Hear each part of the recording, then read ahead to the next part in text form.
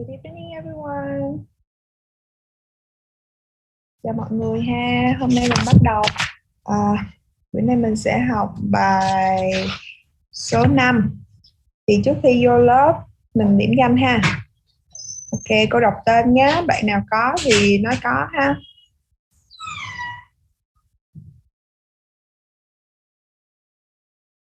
Hoài An. Có không em? Hoài An. Rồi không có ha. Minh Anh. Minh Anh có không em? Không có phải không? Ok. Mỹ An, Mỹ Anh. Dạ có. Ơi, I'm here. Rồi.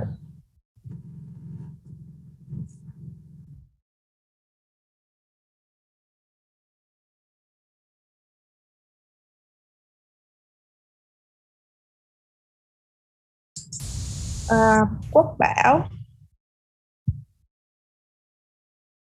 Quốc Bảo có không? Thục Đoan. Dạ có. Okay. Võ Lê Duyên. Dạ có ạ. Hoàng Hà. Dạ có. Thanh Hãn, các bạn xin vắng đúng không? Bích Hằng. Bích Hằng không có ha. Hòa Hiệp. Hòa Hiệp không có ha. Kim Hoàng. Kim Hoàng không có đúng không? Vũ Hồng. Vũ Hồng không có. Mai Hương. Mai Hương. Đăng Khoa. Dương Huỳnh Đăng Khoa. Có cô. Ok. Phan Nguyễn Đăng Khoa. Đang về nhà cô. Ok. Hoàng Luân. Hoàng Luân. Ok. Tuyết Mai. Tuyết Mai. Thanh Ngân. Thanh Ngân. Tuyết Như. Tuyết Như. Yến Như. Mai Phương. Mai Phương không có luôn ha. Bích Phượng. Dạ có. Rồi. Thanh Tâm. Thanh Tâm. Minh Thi. Minh Thi không có luôn ha. Minh Thúy. Minh Thúy không có. Kim Trân. Kim Trân. Thu Trang. Dạ có cô. Dạ có cô. Rồi em. Phương Trúc. Phương Trúc. Hoàng Tuấn. Hoàng Tuấn. Dạ có cô ơi. Ok. Anh Tuấn. Có anh Tuấn không? Diệu Tuyết. Thị Tuyết. Nhã Uyên. Nhã Dạ Uyên. có ạ. Dạ Diệu Tuyết có ạ. Rồi ok em. Dạ Uyên cũng có nha. Rồi ok Nhã Uyên. Quang Vinh. Quang Vinh. Viết Vinh. Viết Vinh. Ái Vi. Dạ Ái Vi có. Hoàng Thị Thanh. Hoài Thương. Yến Tuyền. Dạ có ạ. Hoài Thương rồi con thấy rồi ha. Em bị hư mất hả? Rồi. Yến Tuyền có đúng không em? Dạ. Thanh Trúc. Dạ có cô ơi. Ok. Ngọc Lan. Ngọc Lan. Quang Duy. Dạ có cô ơi. Ok Quang Duy. Rồi ai mới vào cô chưa điểm danh? Đọc tên nha. Ai vào trễ mà cô chưa có điểm danh thì nói tên ha. Em Hoàng Nguyễn Minh Anh ạ. Ok Minh Anh. Dạ, cảm ơn. Rồi. Okay. Okay. So let's begin our class today. Last time I remember I give you homework, right?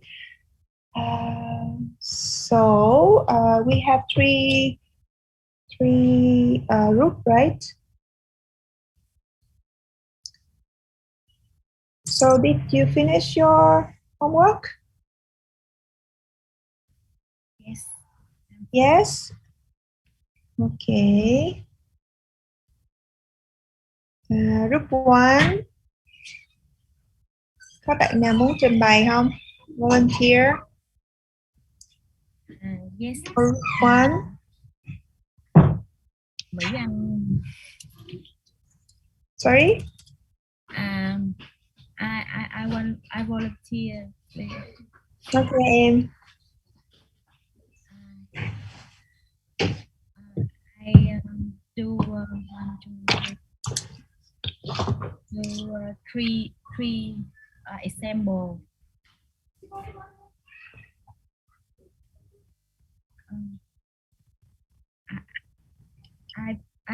I bet that the parents will get the uniforms in the afternoon. Okay. Yes. What else? Oh, I bet. And two, I dare say that the COVID pandemic is hardly reducing until next year. It's hardly. Okay. Reducing.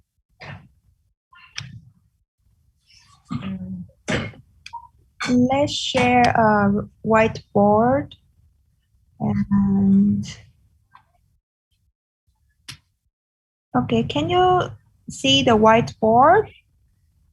Yes. Yes. You want to write on the whiteboard?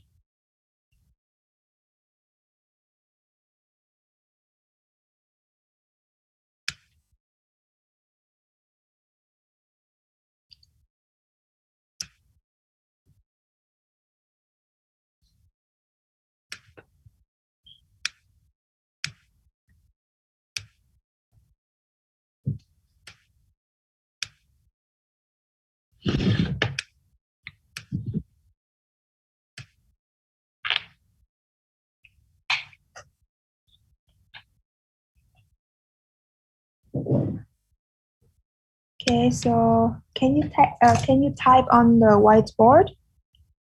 Look one.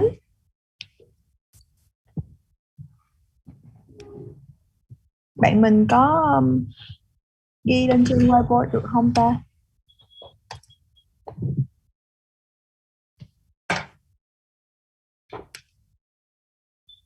Không thì để cô ghi cho em đọc lại đi. I bet đúng không? Yeah, I bet. Rồi, okay. Second one. I dare say that. I dare say that. Else? I'm absolutely convinced. Okay, I'm absolutely convinced. You know? I'm sure that.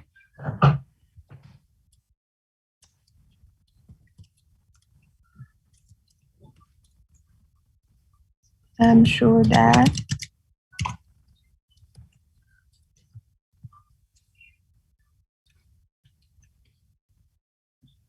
Yes, just on.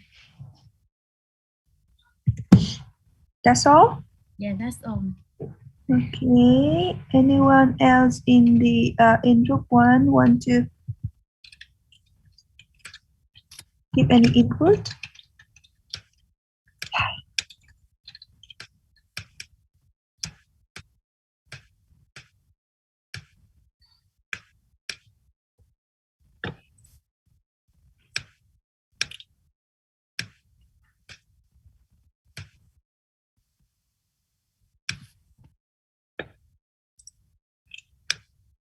Ê, không mới vừa xóa luôn rồi. Trời. Biết là test này. I am absolutely convinced.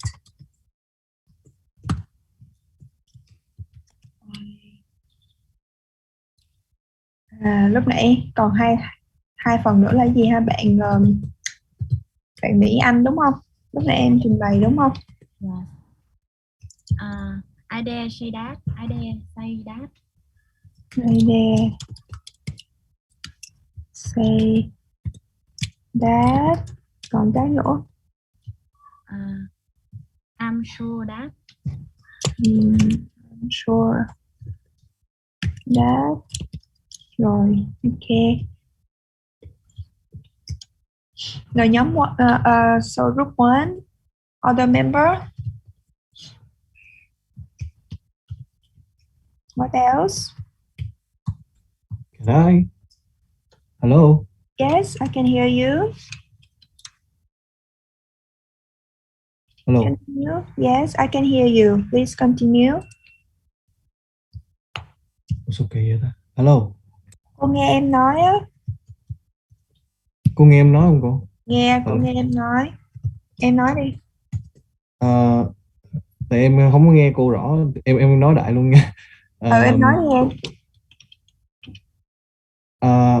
I strongly believe that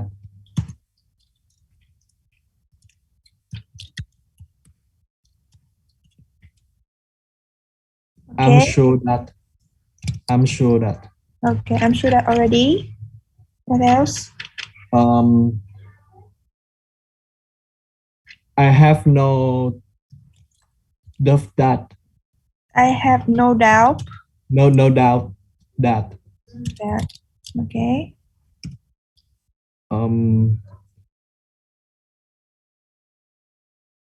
it's obvious to me.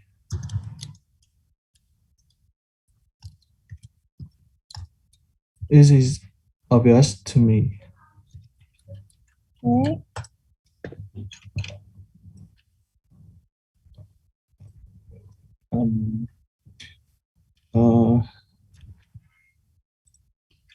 There's no doubt in my mind that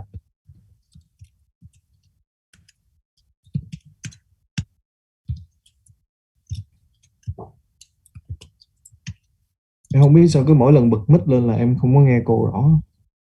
Okay. What else? Hết chưa em?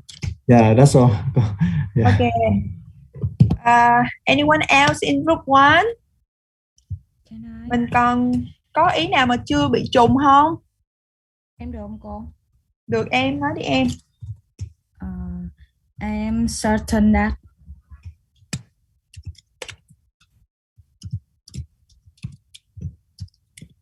Đúng không? Vậy đúng không?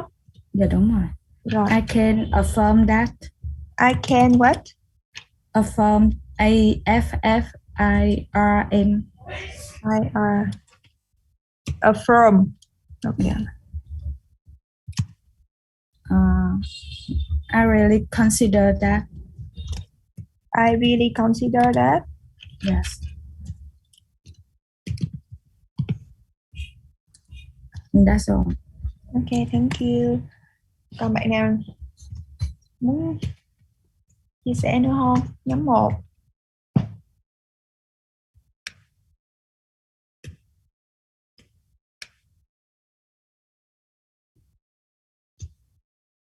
Nhóm 1 còn ai nữa không? Ai mà chưa có bị có cái ý của mình mà chưa có trên bảng?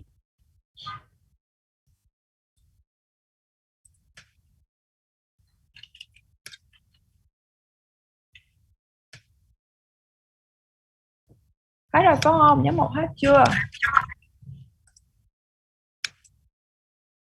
Okay. So no answer then I believe it's all. Rồi nhóm 2. Nhóm 2 nè. Bạn nào nhóm 2? Volunteer please. Can I? Yes. Volunteer. Rồi em trình bày đi em. Yeah. I think.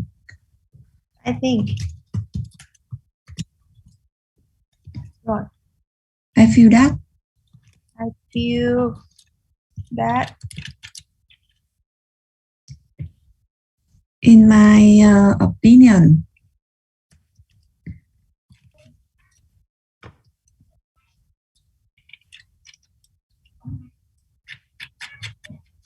Rồi em. I am concerning. Hả? Again. I am concerning. What? Far. Is Tôi là as far as Okay. I'm concerned. As far as I am concerned. Right? I tend to think that. I what? Again. I tend to think that. I can to think là sao? Em đánh mừng. I tend to think that. Okay. I support that. I suppose that. It seemed to me that.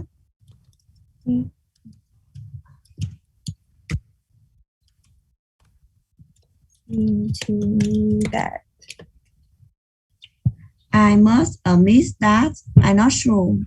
I must admit that I'm not sure.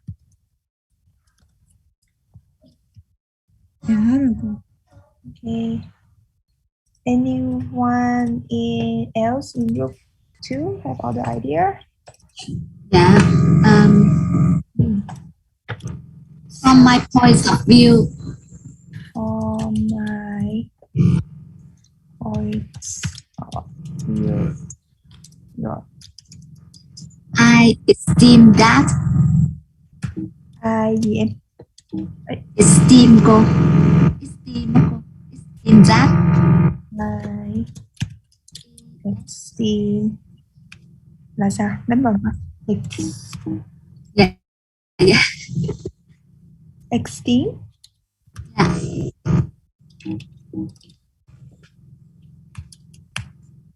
Yeah.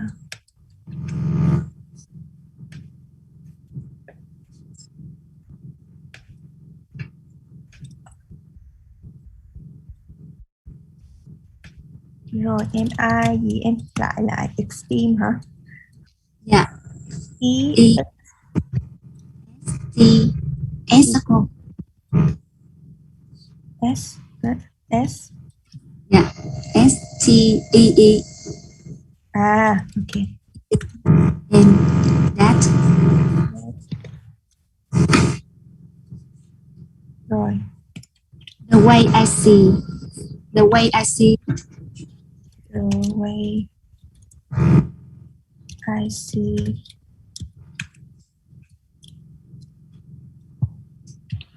Rồi. Assume. Dạ, I assume. I assume. That hả? Rồi. Cho em. I feel. I deem that. Ai gì? I feel hả? Rồi ai gì nữa? Dạ, I deem that. Deem. Dạ. Dạ.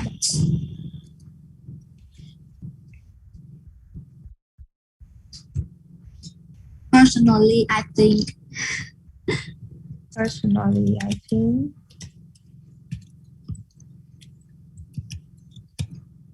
Rồi.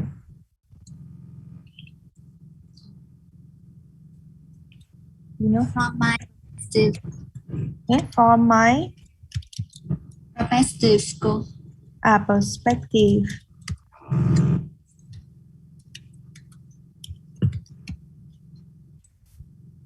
Dạ, xong rồi. That's all right. Yes. Okay, thank you. Rồi, nhóm 2 còn ai nữa không? Me à? Em hả? Rồi, tiếp. I am not sure, but. Từ từ nha, để kiếm chỗ ghi. I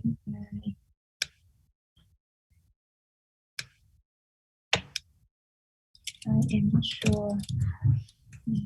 Sure.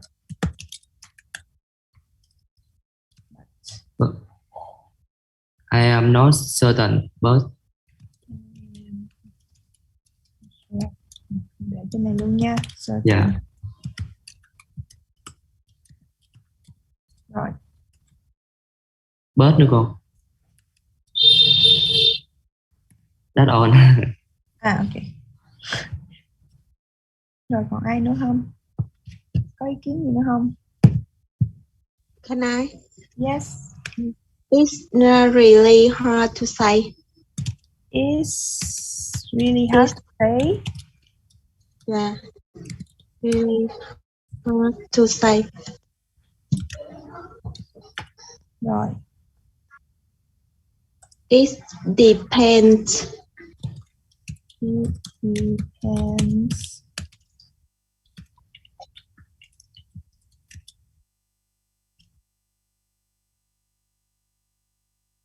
Yeah.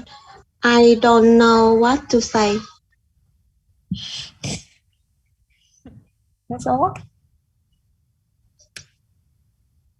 Right? I don't know to say. Rồi. Finish. Ok.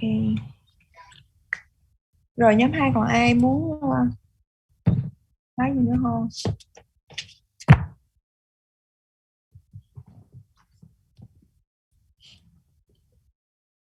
Ok, nhóm 3 ha. Nhóm 3 nè. Ai nhóm 3? Mình qua nhóm 3 đi.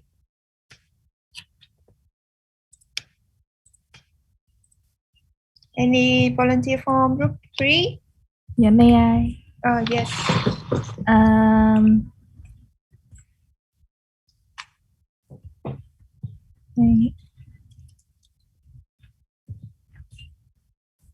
I believe that I believe that. a person. Oh wait, có cái đó rồi. If you ask me, If you ask me,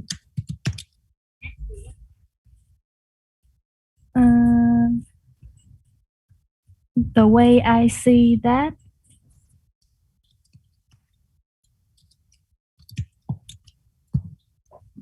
let's see that. Rồi. yeah, that's all.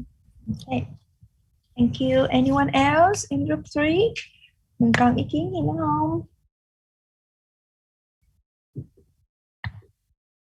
Bạn nào nhóm 3 còn ý kiến gì nữa không? Nhóm 3. Nhóm 3 ơi. Yes. From my point of view,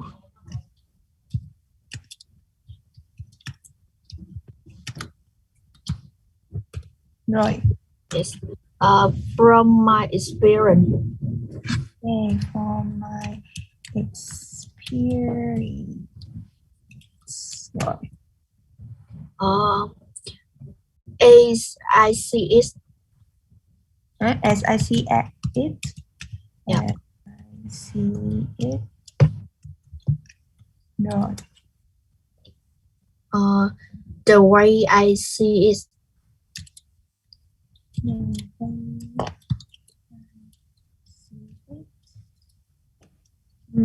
Rồi.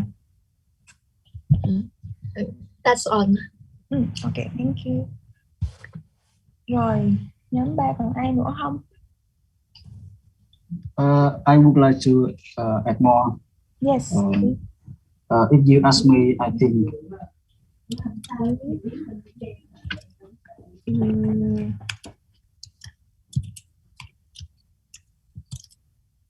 Rồi. I like to say this. I would like to say this. Yes, yes, yes. I would like to say this. The point is this. The what? The point? Yes, the point is this. Yeah, is this. And the last one, as far as I'm concerned. As far as I am concerned. That's it. Thank you. Anyone else in group 3? Can I? Yes.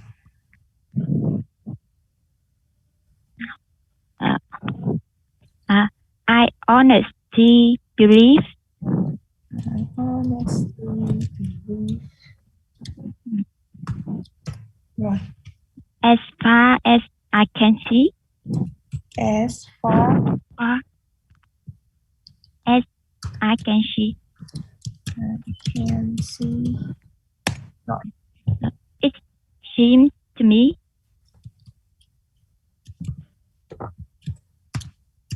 Rồi. Yeah. Okay. That's right. Okay. Anyone else in group 3 want to add more?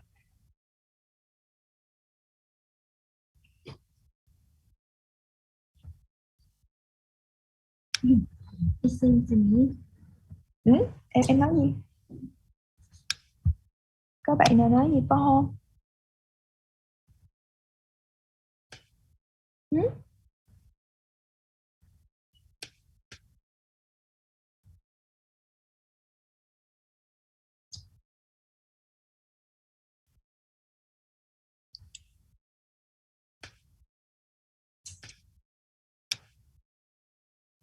Okay, thank you everyone. So let's review together.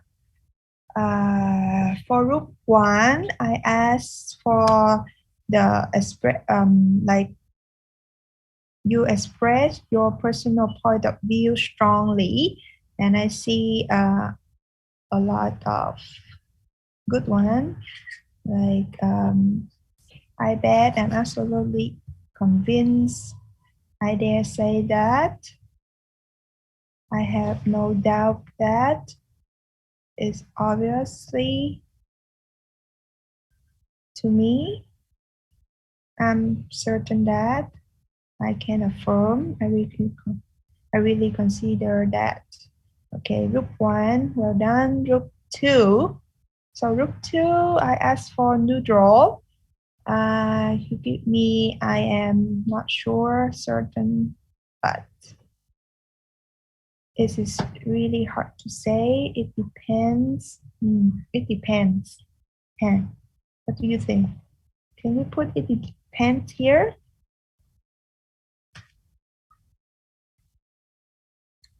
Everyone?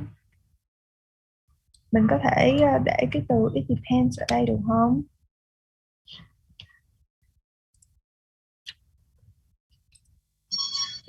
Depend là cái cuối là TS chứ không phải DS chứ cô. Depend. TS. Là sai. Ý là cái từ depend đó là cái thay bằng chữ D thành bằng chữ T ấy cô. Nhưng mà ý câu hỏi là it depends thì để đây được không? Depend group 2.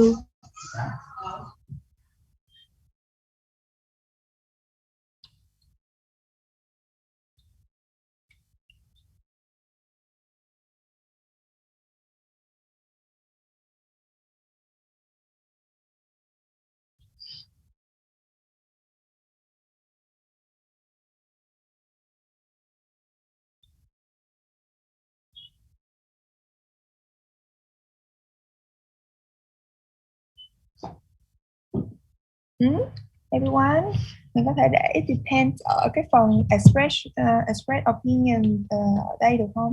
Mình bỏ đầu it depends không thôi thì có được không? Cái này đang là neutral expression đó.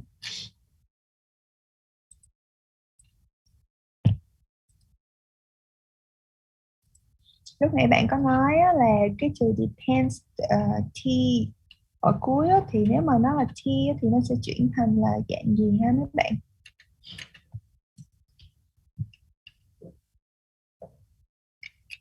Nếu nó là T thì nó là dạng gì? Nếu mà nó là D thì nó là dạng gì? Dạng thức của từ á. Mọi người.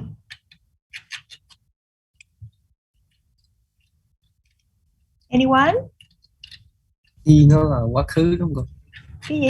Nếu mà cô đang để như trên bảng á, it depends thì nó là gì? Còn khi mà bạn đổi nó thành T á, thì nó sẽ thành dạng thức gì? Anyone? Bạn nào? Nó không phải là dạng thức quá khứ đâu em. I think if it's T, it's just not right Yeah, if it's because T. there's no, yeah, it must Yes. be END, Yeah. and for the past tense, it must be dependent. Yes. Okay, perfect. So, bạn nói mọi người nghe kịp không ha? Thì nó nếu như mà ending with T á, thì nó sẽ là thêm chữ ENT vô thì nó sẽ trở thành adjective ha. Đây, cô ghi ha. Depend.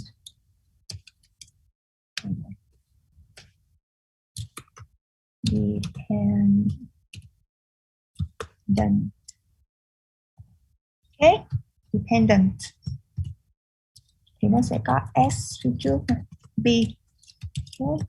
Còn nếu như nó đang để ở dạng như của cô là nó sẽ là verb bình thường thôi, được không? Rồi. Ok. Về câu hỏi là cái bạn lúc nãy em có nói với cô là ending with T á, là ý em là gì đúng không? Dependent đúng không?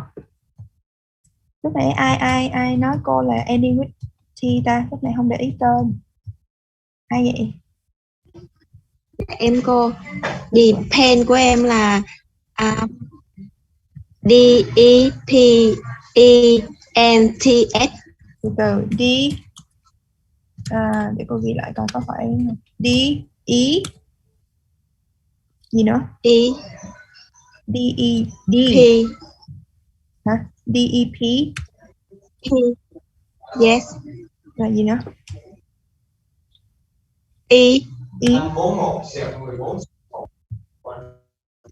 N T T. This one S S F F F or S S S. S. Yeah, yes. This word. Yes. Mình có từ này không? Em đang muốn nói nghĩa gì ha? Cái câu của em nếu mà dùng từ này thì em đang muốn diễn đạt cái câu của mình nghĩa là gì?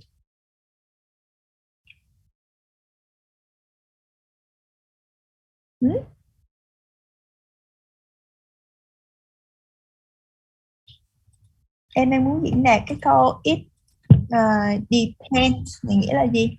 Em dịch ra tiếng Việt của cô được không?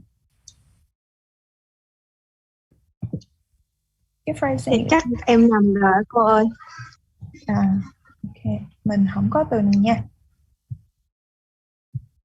Nói với bạn, mình chỉ có ending with D thôi nha. Chết rồi, xa mất rồi. Ôi rồi, undo, hết hồn. Ok, rồi, ok, continue. I think, I feel that. I feel that mình để ở đây được không?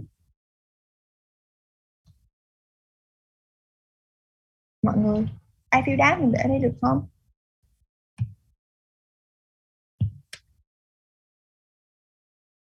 Được không? Neutral.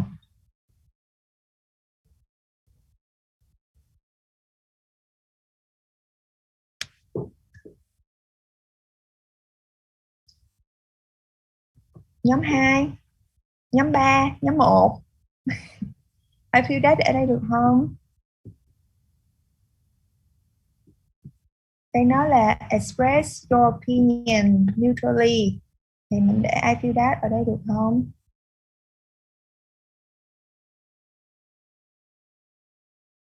I tend to think that. I suppose that.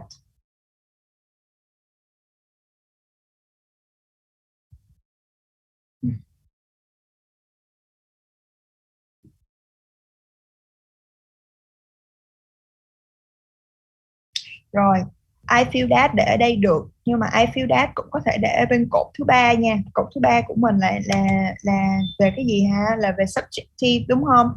Có nghĩa là về ý kiến cá nhân, mang tính chất cá nhân nhiều hơn ha.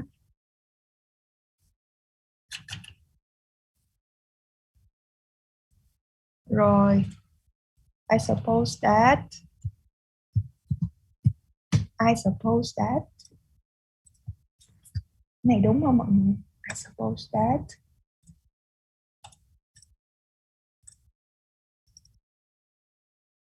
Nhóm 1 đến nhóm 3 có ý kiến gì không? I suppose that.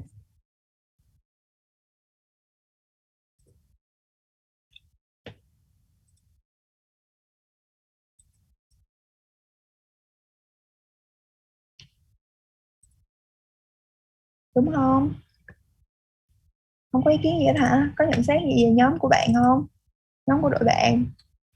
It seems to me that I must admit that I'm not sure from my point of view.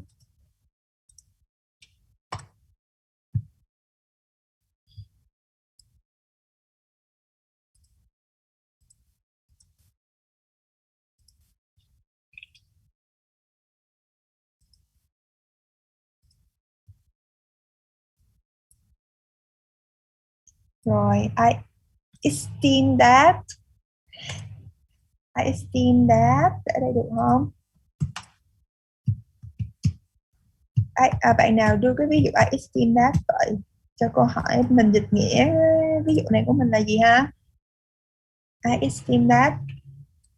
Cái phrase này nghĩa là gì?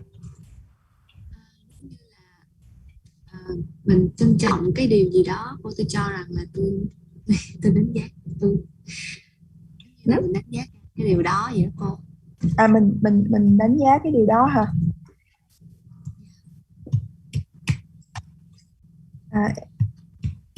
Ok. Mình tôn trọng cái điều đó.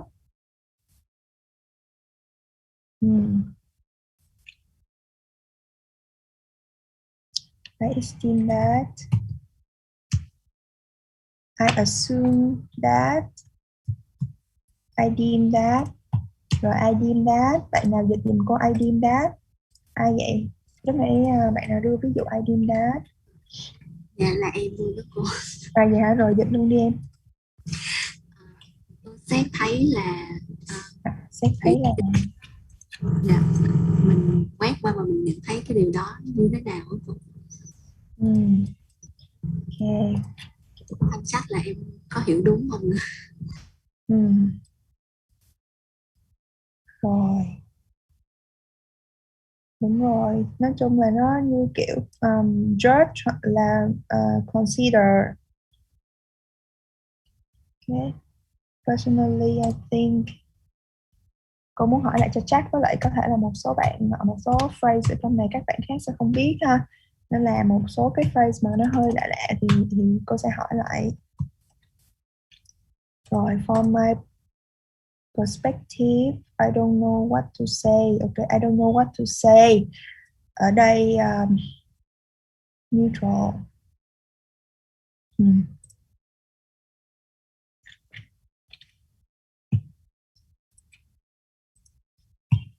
From my perspective. Okay. Ở trong này có cái phrase nào mà lạ với mấy bạn không ta? Hay là tất cả mọi cái mà mọi người đều biết rồi? Lúc nãy cô có hỏi hai cái hơi lạ lạ một chút. I deem that, I esteem, I assume that. Còn lại những cái kia thì đơn giản rồi ha. Chỉ có cái it depends hoặc là it is dependent on thì mình không để vô trong cái expression, opinion expression này ha. Còn lại thì ok rồi. mình có thể sử dụng hết. Thật ra thì cái cột thứ hai và cột thứ ba nó hơi nó có thể có những cái lặp, nó có thể có những cái lặp với nhau, tại vì là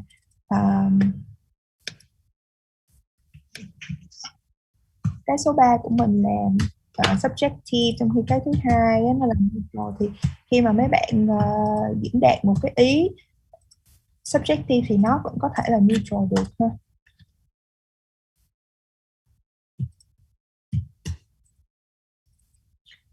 Okay, good. Thank you everyone. So please try to study all of this. We will apply these phrases in our speaking exam. And I also want to inform you that next week we will have a review for the midterm exam, which will happen on the week after next week, which is on the 15th of December. So 15th of December, we will have our midterm exam. Okay. Next week we will have a whole day so for reviewing from Unit 1 until Unit 5. I will explain to you the format of the exam, and also we'll review all the vocabulary and phrases and grammatic points that we have learned. Okay. Câu nói lại bằng tiếng Việt ha. Tuần sau mình sẽ review lại hết tất cả các từ ngữ, ngữ pháp, những cái kiến thức mình đã học từ bài 1 cho tới bài 5 để mình làm bài thi dự kỳ vào ngày 15 tháng 12. Những cái từ mà mấy bạn tự sưu tập ngày hôm nay ở trên bảng thì mấy bạn học ha, tại mình sẽ có thể thực hành nó ở trong bài thi nói. Thì tuần sau cô cũng sẽ cho mấy bạn biết cái dạng thức và cấu trúc của cái đề thi dự kỳ của mình sẽ bao gồm những phần gì, và thi nói như thế nào, thi nghe như thế nào ha. Okay, so let's start the lesson today.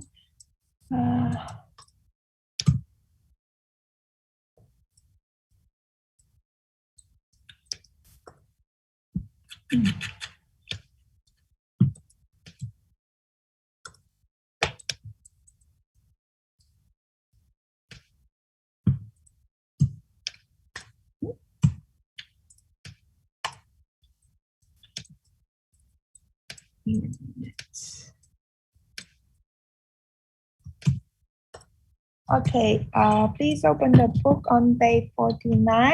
Unit 5, we will have the topic, the games we read. And we start with the target words table as usual. So anyone can help me to explain the word, the first one. Bạn nào giúp cô giải thích từ đầu tiên ha. Can I? Yes, please. It's collect. It's noun and it means a person who associates in a profession for occupation. Maybe it means coworker. Okay, thank you. Correct. Next one. Second. May I? Okay. Yes, please. Nói đi em. Yeah. Concentrate means to focus on or to think about something. Yes. Thank you. Correct. Okay, next one. Từ tiếp theo. Right now. Can I? Yeah, please. Convince. It means to make someone or yourself believe that something is true. Yes. Thank you. Next one.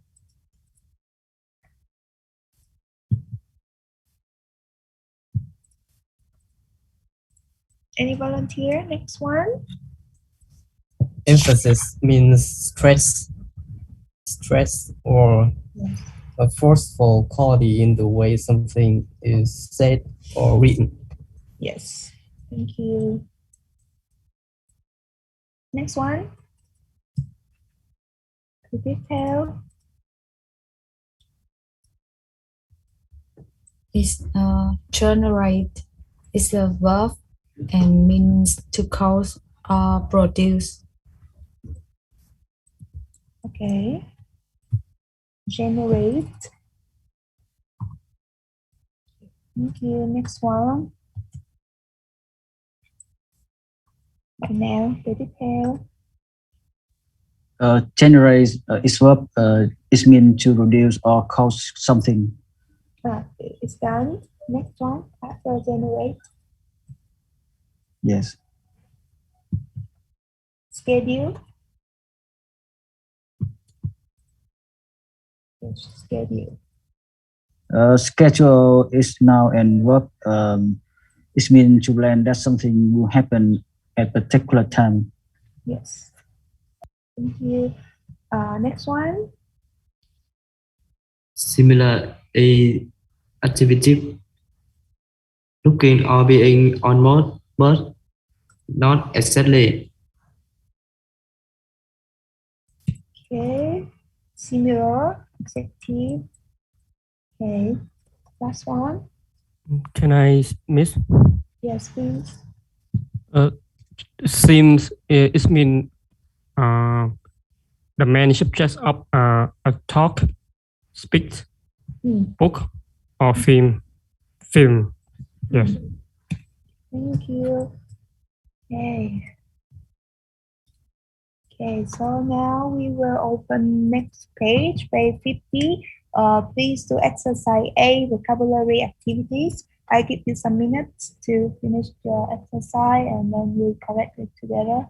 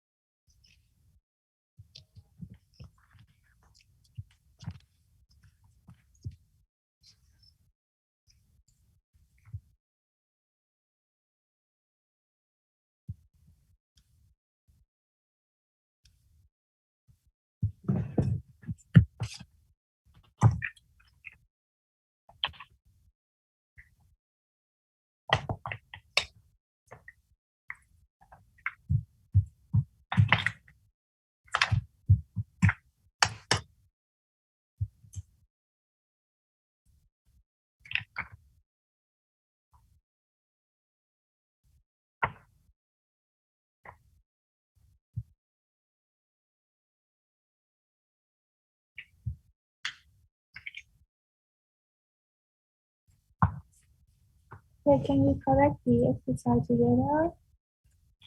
Okay, number 2. Anyone can please help me to read from the beginning until a real book. Parents today until real book. Vậy nào làm ô trống số 2 nha. Đọc từ đầu cho tới hết chỗ real book nha.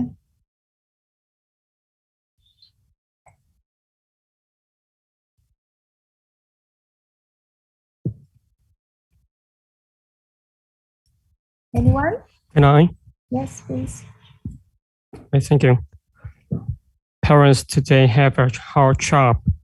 They want to have their children learn, but it's difficult to know the best way to help.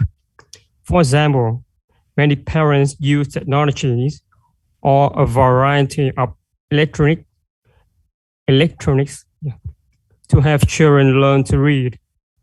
They buy educational video games for their very young children. These games often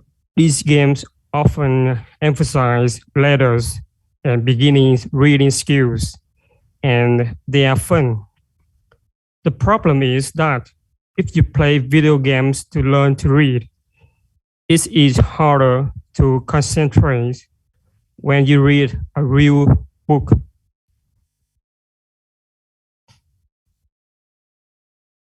Okay, so number 2, concentrate, correct? Yes. Yes. Okay, thank you. It's correct. Next one. Can I please? Yes, please. It can be hard to convince children to read real books. Yes. Yeah. I read continue, right? Yes. The computer games seem a lot more fun than reading a book. The other problem is that when children are on the computer, they are not outside in nature. They don't get fresh air and exercise. There are risks with technology. Our children might become deficient in or without social skills and in the understanding of the natural world. Okay, thank you. Number 4. No, the number 4 nè.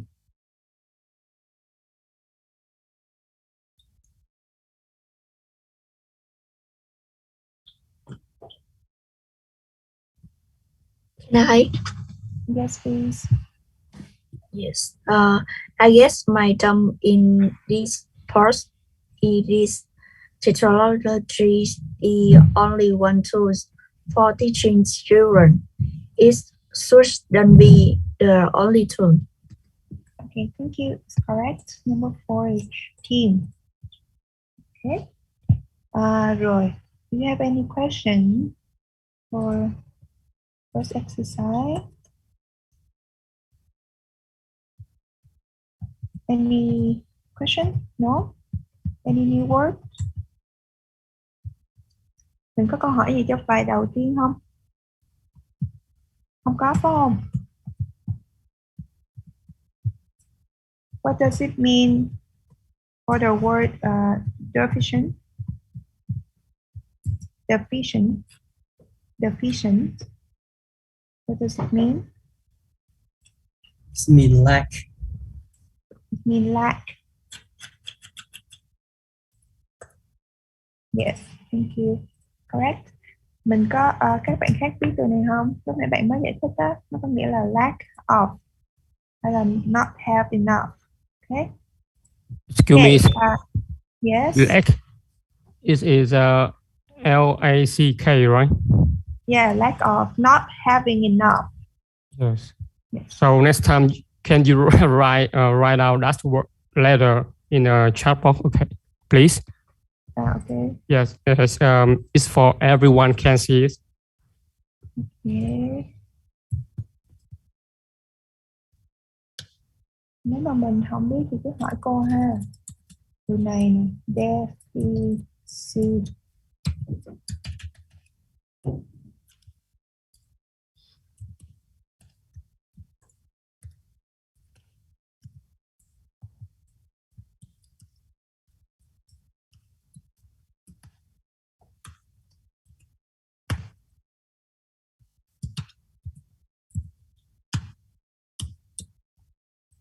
Okay. Nó là deficient. Okay. Deficient. Rồi, next one. Exercise B. Okay, I give you some minutes. Please fill in the chart, the word form chart. Okay, this one easy, right?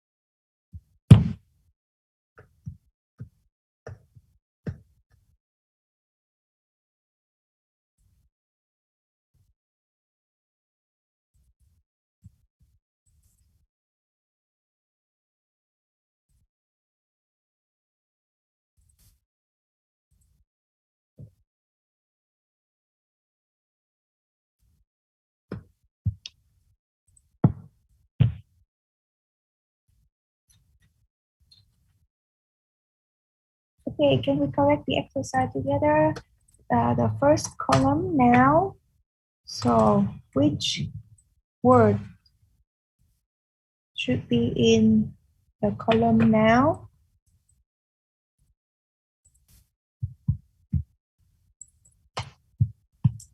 Can I? Emphasis. Theme. Yes. Okay, correct, thank you. Next column, verb. Which word should be in the column verb?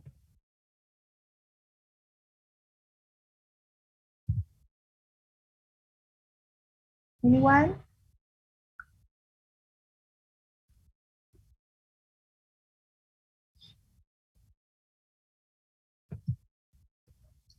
Again. Yeah. Concentrate, convene, emphasize, de-emphasize. Yes, perfect. Thank you. Next one, adjective. Which one is adjective?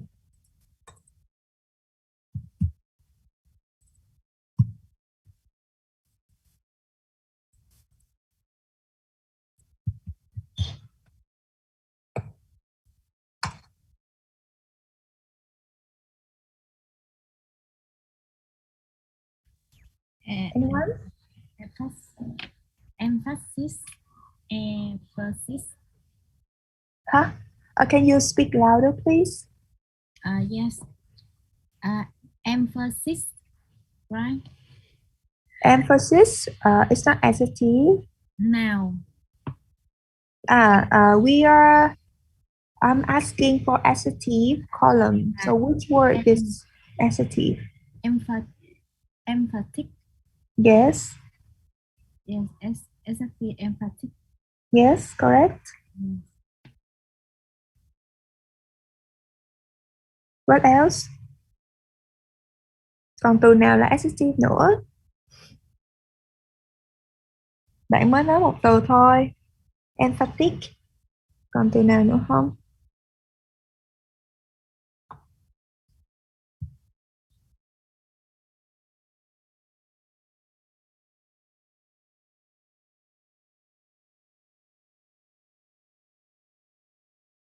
Sao ngoài từ emphatic ra thì còn cái từ nào nữa không? Concentrated. Okay. Concentrated. What else? Unconvinced. Yes, unconvinced. Unconvincing. Yes, unconvincing. What else? Còn từ nào nữa? Convincing, convinced. Yes, correct. Còn nữa, còn một từ nữa. The last one.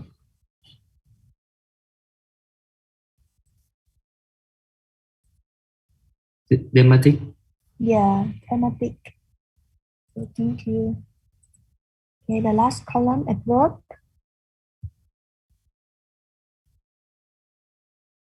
Which word is adverb? Emphatically. Yes, emphatically. Okay, thank you. Okay, let's move to exercise C.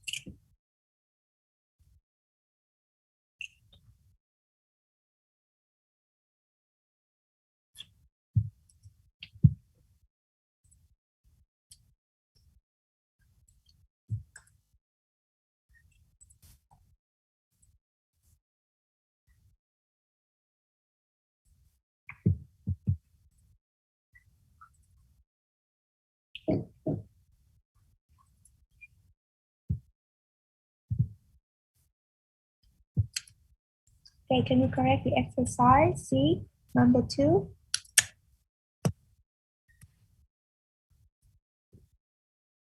Anyone? Number 2?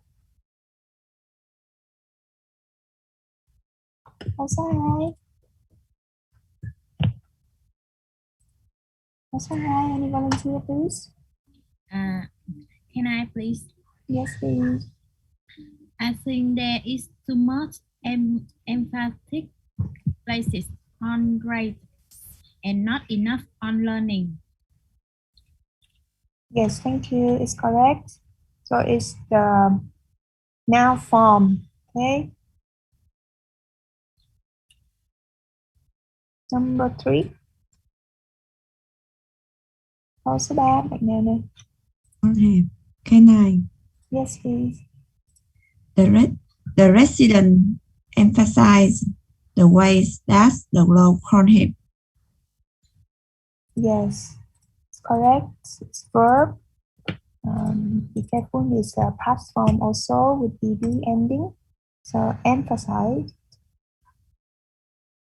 Number 4.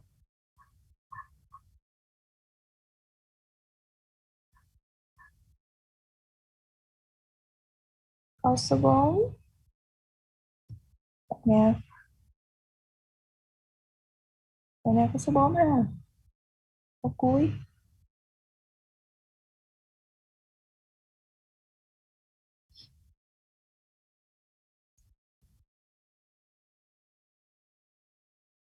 Câu cuối nè.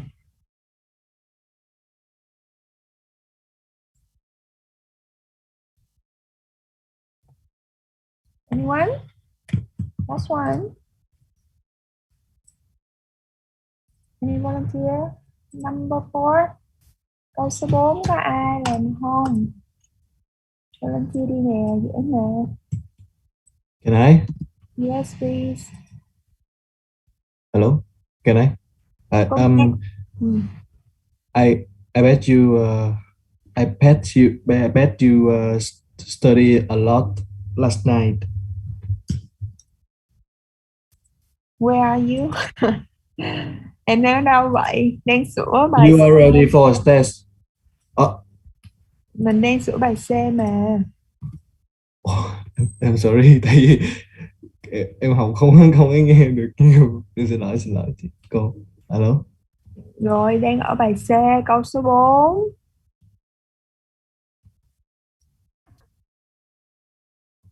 Em làm câu cuối nha, bài C.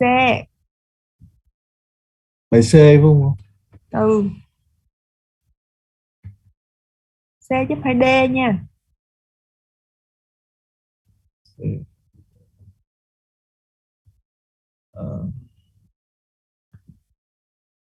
Cô đang để trên màn hình luôn đó. Câu số 4, bài C. Can I help him, please? Yes. I think the students was concentrate about the danger of global warming in his presentation to the class. Your answer? Concentrate. I think that. Okay, it's not correct because we need to use the correct form of emphasis to complete the sentences below. Okay, mình có đọc cái câu topic không? Có. Okay. Please go ahead, Tran. Yes, the students were emphasized about the danger of global warming in his presentation to the class. Ok, bạn dùng phải quá khứ của động từ emphasize. Có ai có ý kiến khác không?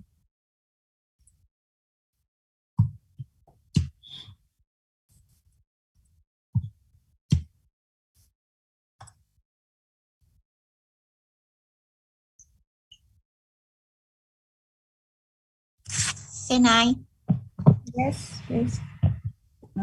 The students were emphatic about the danger of global warming in his presentation to the last. It's adjective. Yes, correct. Here mình xài là emphatic, adjective form của emphasis. Yeah.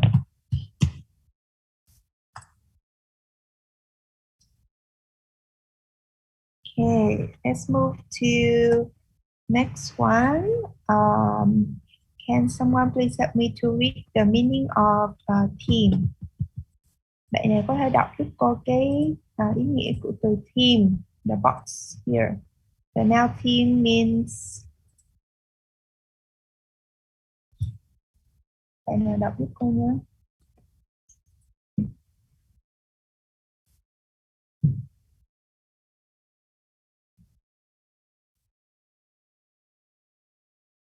Ai đọc giúp cô nè?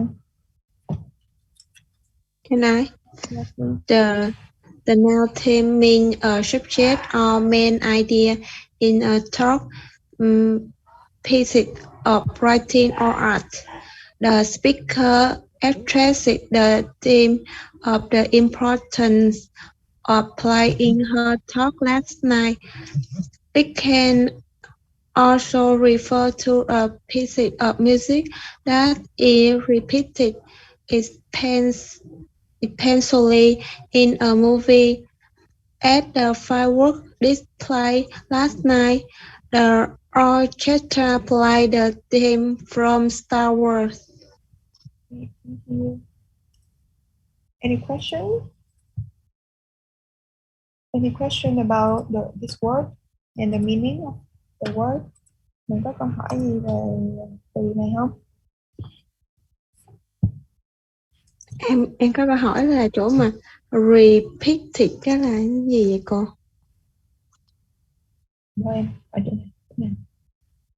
Ở trong cái khung đó luôn hả? Rồi thấy rồi.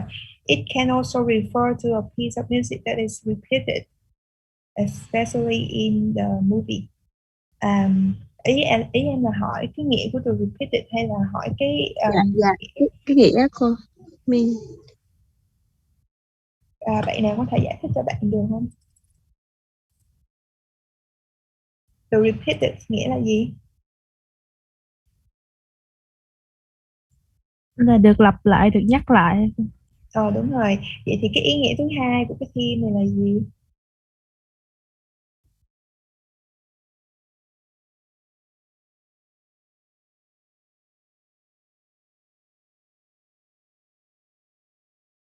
Mình có thể dịch cái nguyên cái câu đó được không? It can also refer to a piece of music that is repeated, especially in a movie.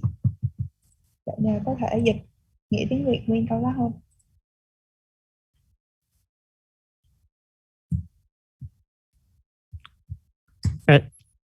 Em cô.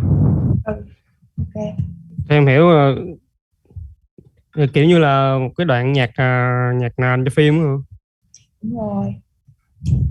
Đó là một đoạn nhạc được lặp lại nhiều lần trong một cái bộ phim, thì nó giống như mình gọi là bài hát gọi là chủ đề của phim. Rồi, rõ chưa em? Dạ rồi cô, cảm ơn cô. Okay, let's move to next one about the topic. So before we watch, someone please help me to read about the topic. Bạn nào giúp cô đọc cái phần about the topic nha. Children play outside.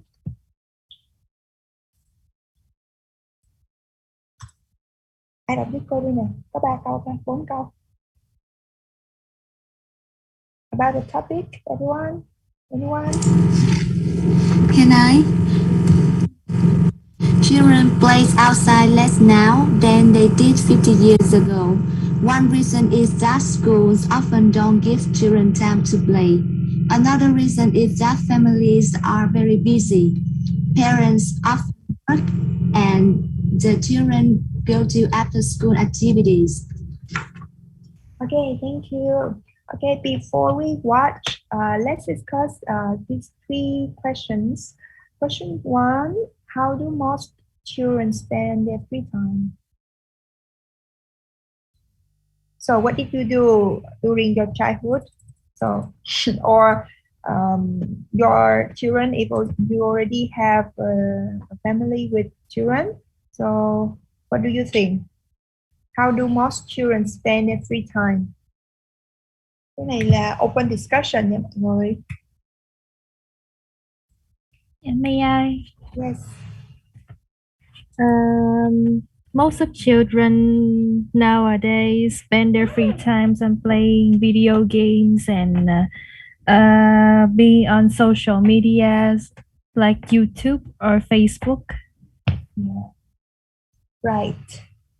Thank you. Number 2, do you think it is important for children to have a lot of time to play? Why or why not?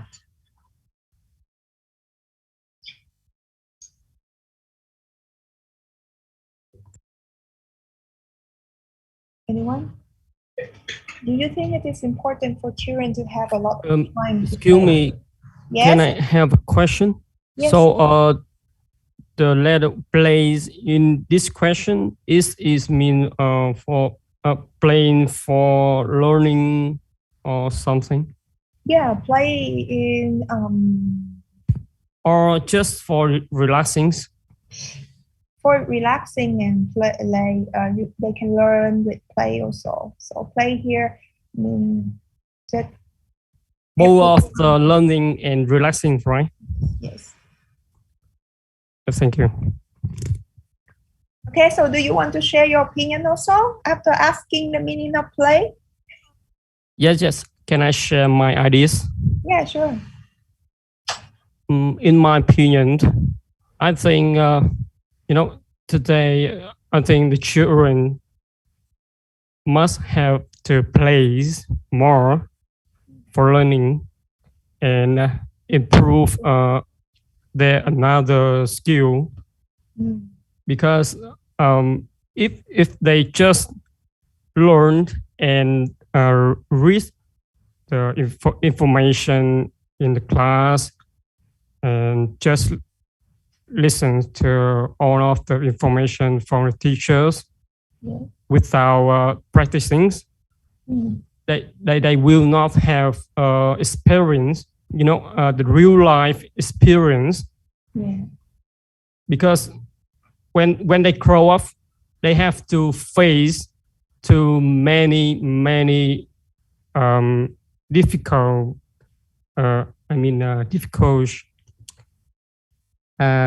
case in the life. The problem, and they have to many experience to find out the way to resolve that problem. So that's my opinion. Okay, thank you for your sharing. Those are valuable points. Okay, let's move to the next one. How has play changed in the last 30 years?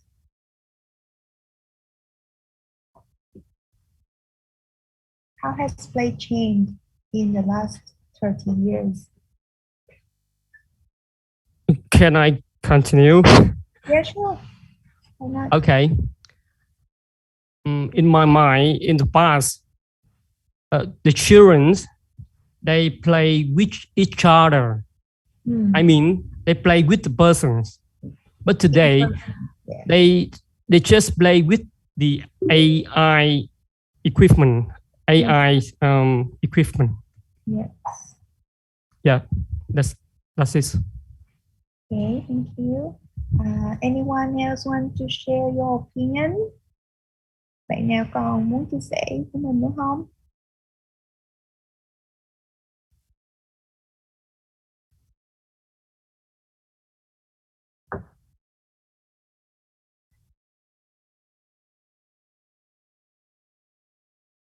Anyone else want to share your opinion?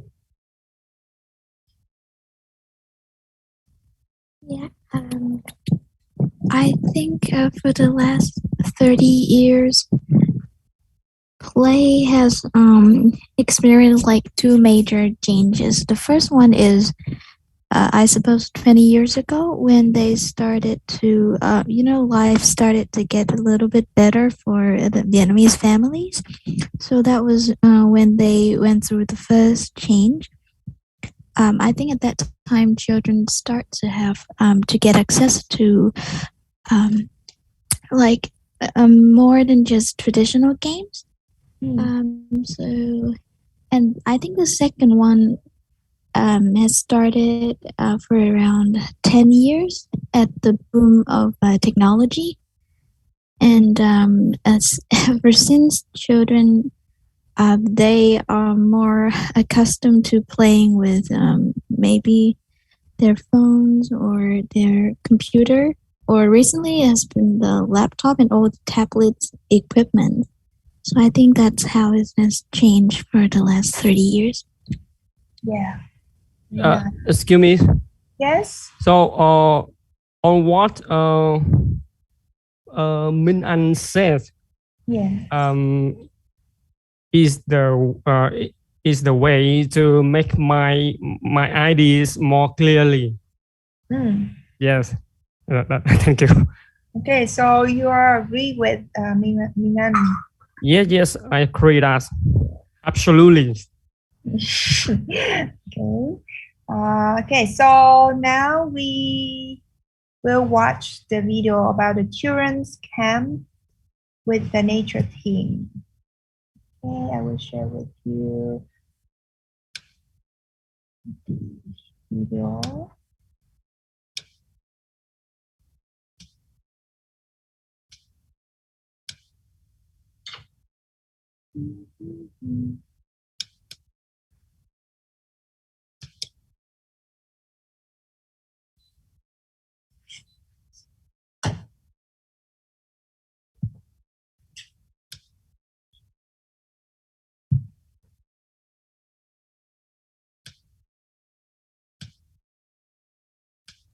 Richard Louv has written 8 books on the themes of family, nature, and community.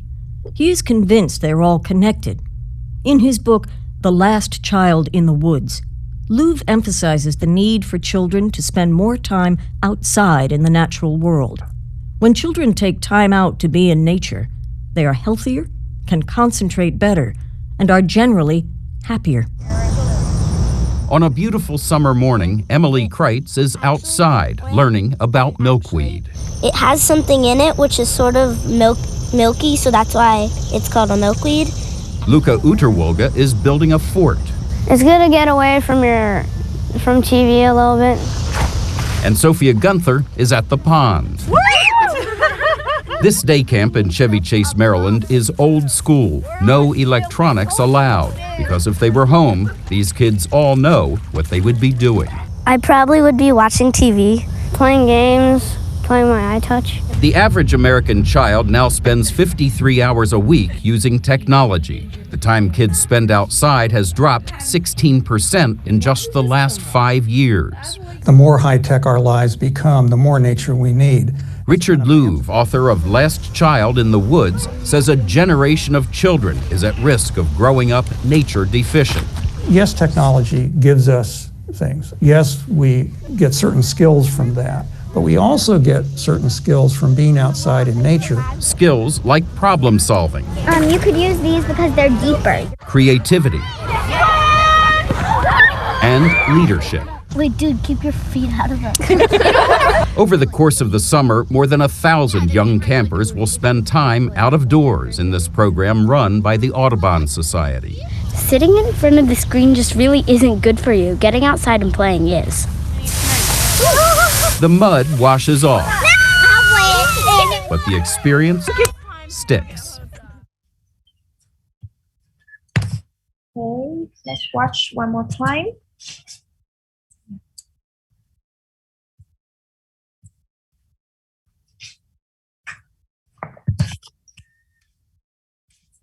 Richard Louv has written 8 books on the themes of family, nature, and community.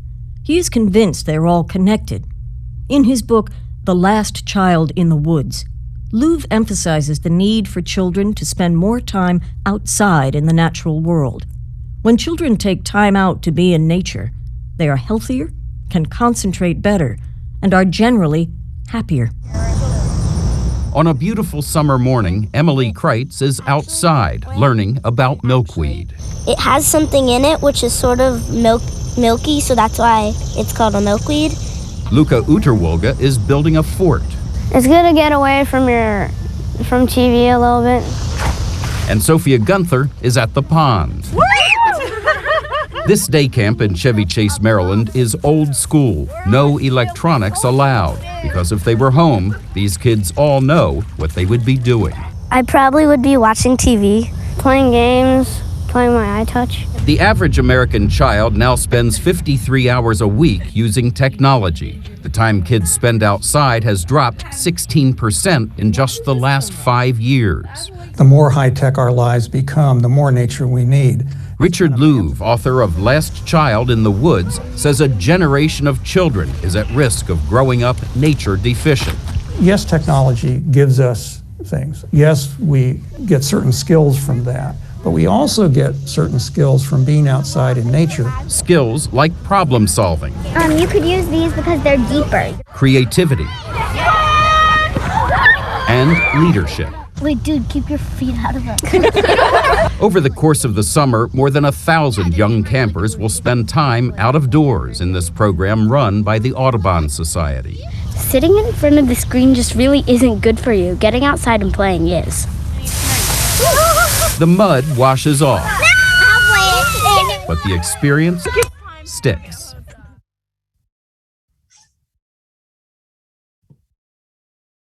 Okay, let's correct the exercise. Listen for main idea. Okay, let's check the ideas mentioned in the video. So they already checked number 2. What are the others ideas that was mentioned in the video? Anyone? Right now.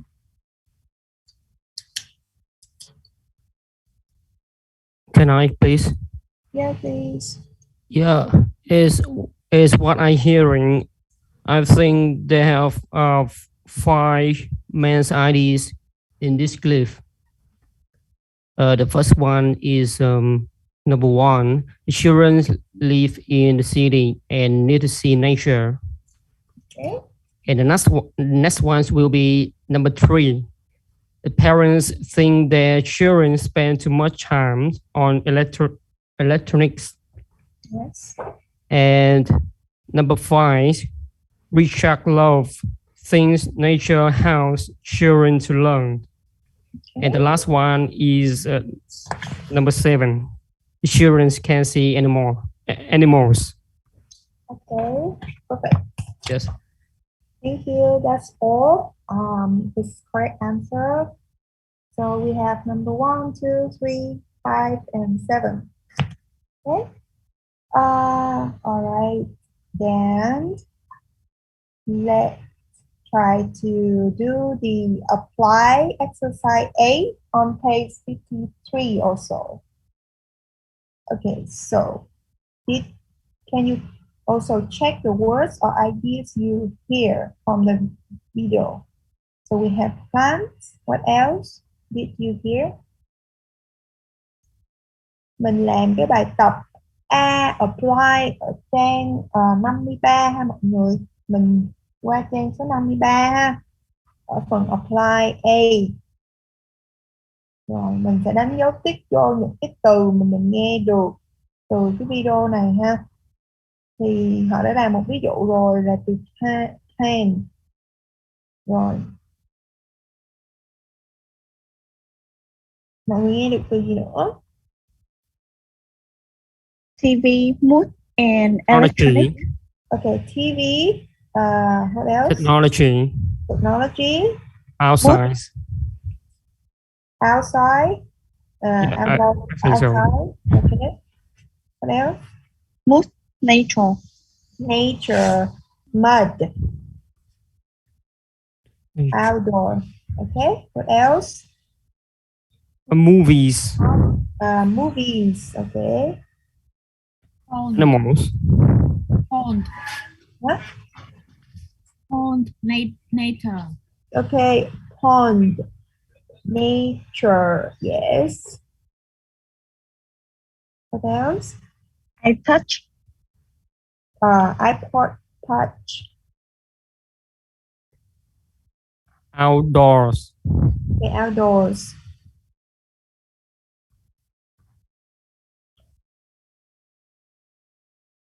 What else?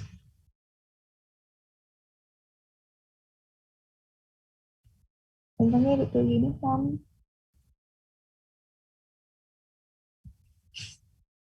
That's this for me. Okay, anyone else? Cột đầu tiên là các bạn đã nói là có từ TV, movies, porn, mud. Rồi. Cột thứ hai là có iPod touch, nature, technology, outside. Cột thứ ba có outdoors, high tech, playing. Chưa có playing đúng không? Chưa có high tech nè, chưa có playing nè. Rồi, cô lỡ đọc 2 cái đó rồi. Còn cái nào nữa không?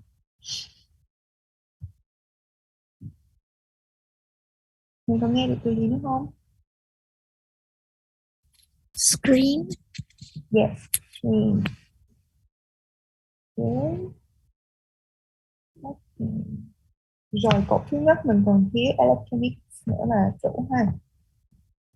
Alright. So I have a question for you. So did you hear how much time per week that children spend on technology or electronics? How many hours per week did children spend on technology or electronics?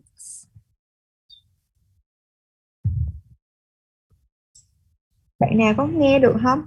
I think I hear that he says that the children can get the skill from the technologies and get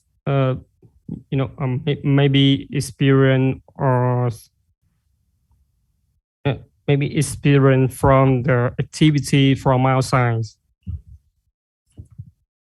Okay. Yes. It's clearly I hear that get the skill from technology. Okay. What is my question? What my question is, how many hours per week did children? It's 53 hours. 52, right? Yes, 53 hours. Okay. 3, not 2, right? 53, 53.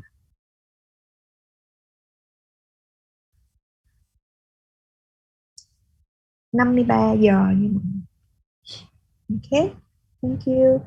Okay, and how many percent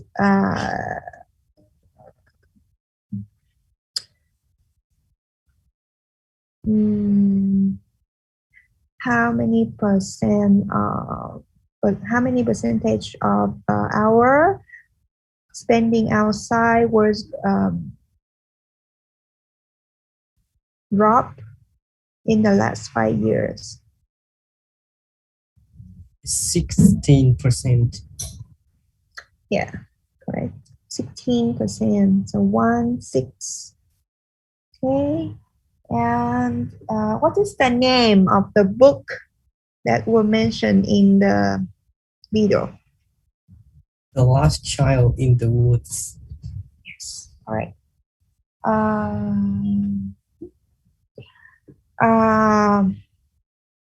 What kind of skills can children learn from being outside or outdoors?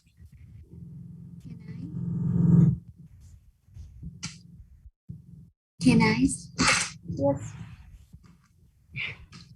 These are problem solving, creativity, and leadership.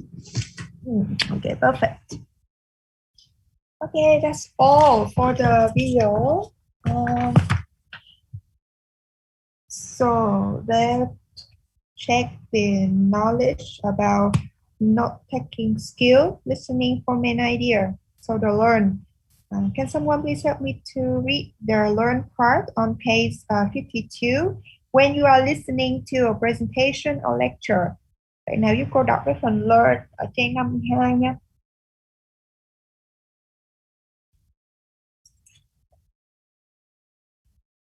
Ai đọc giúp cô cái phần learn ở chỗ note taking skill, listening for main idea on page 52 này. Yeah, may I? Yes, please. Yeah. When you're listening to a presentation or lecture, it is important to understand the main idea the speaker is trying to get across. Speakers will often identify the main ideas of their speech by stating them at the beginning and the end of their presentation. Yeah, okay. We have the signaling the main idea phrases on page 53. Mình nhìn thấy cái bảng những cái signal phrases của main idea ha. Rồi, the main thing is, the important thing is, what I want you to understand is, the most important thing to know is. Okay, so let's move to page 54. Okay, I give you some minutes to do the exercise A, vocabulary activities.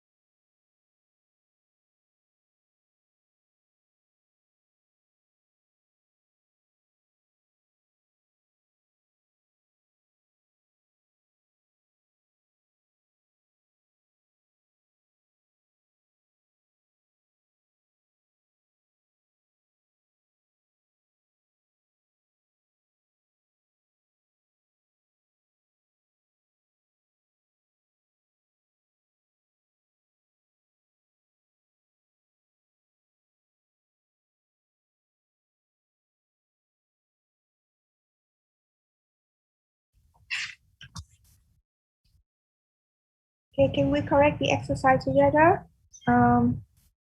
Number 2.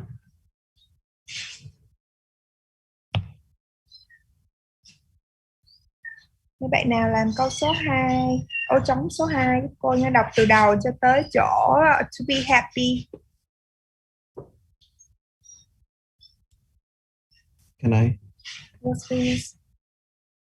Many companies that work with social network or the technology have similar work environment because they are all about generate idea. These companies want their works to be happy. Okay, correct. We use the word generate here. However, we should change it to generating because it's after the word about. Okay. Thank you. Next one, number 3. Bạn nào đọc từ usual cho tới their work ha?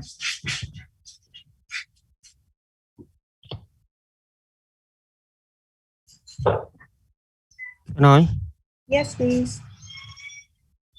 Begin from usually, right? Yes. Usually, the work environment is open. That is, there are no offices with walls and everyone has about the same amount of workspace.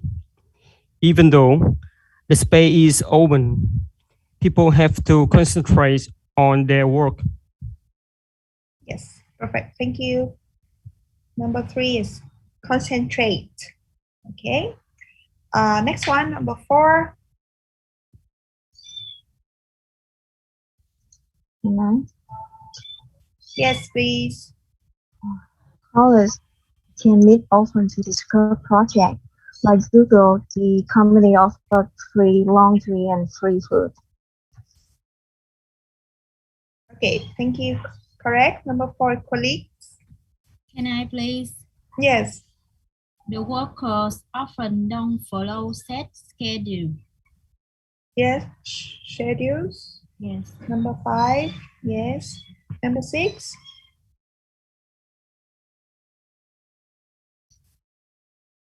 Câu cuối nè mọi người. Ai? Ai làm câu cuối nè? Câu số 6. Can I? Yes, please. They come and go at different times, but they usually stay late. The dump is fun and creativity. Okay, the theme is fun and creativity. Number 6 is theme. Okay. Okay, let's do exercise B.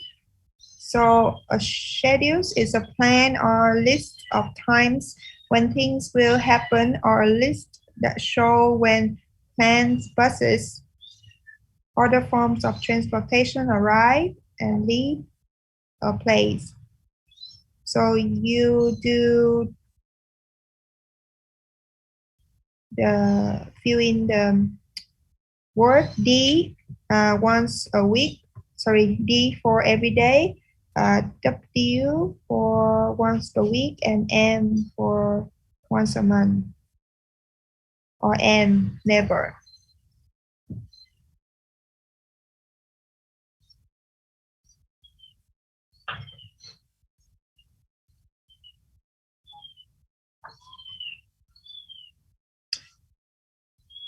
Maybe this one we can skip because it's quite personal. This one, the exercise is for discussion with your partner, because it depends on your job and personal life, that you may check the schedule of the transportation differently. Okay, let's move to exercise C. Mình sẽ làm exercise C ha, mình bỏ qua bài B đi ha. Bài B nó hơi về cá nhân một chút, nên sẽ không có đáp án chung.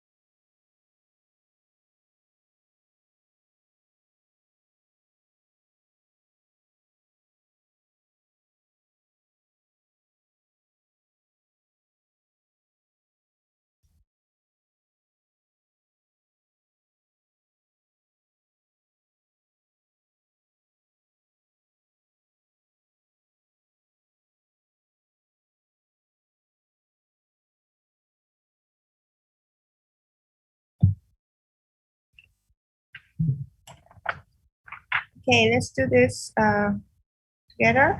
Number 2, mình sẽ cross out cái từ không có đúng ha.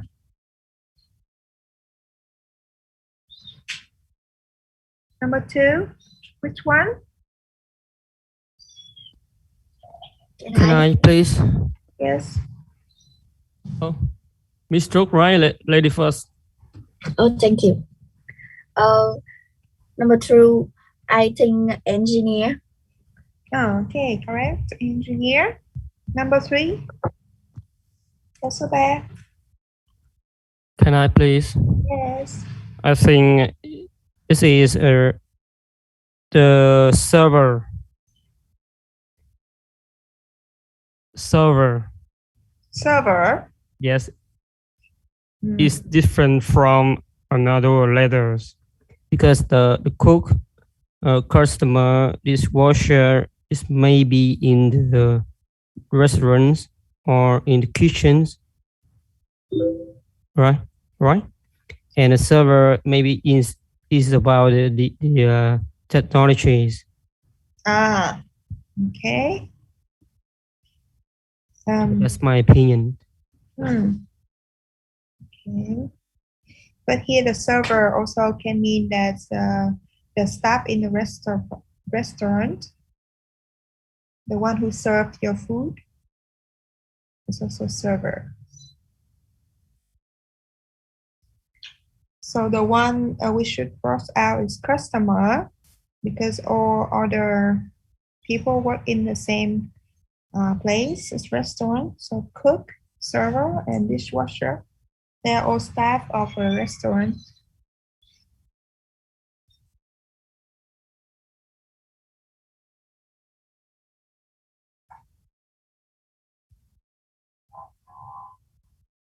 Okay, number 4.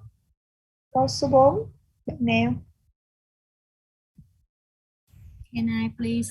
Yes. I think news and call. Okay. You choose news anchor. Yes, anchor, news anchor. Yes. Okay.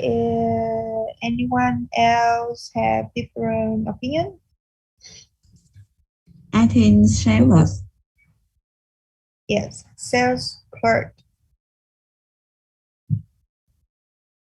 Sales clerk is the correct answer. So, what is news anchor? Bạn nào biết news anchor nghĩa là gì? Biên tập viên. Biên tập viên. Vậy tại sao ở đây mình chọn là sales clerk là đúng? Tại sao mình chọn đáp án cho câu số 4 là sales clerk? Sale là người bán hàng à? Đúng rồi. Tại sao mình chọn nó? Mấy người kia đều có chung cái gì? Đều làm ở đâu?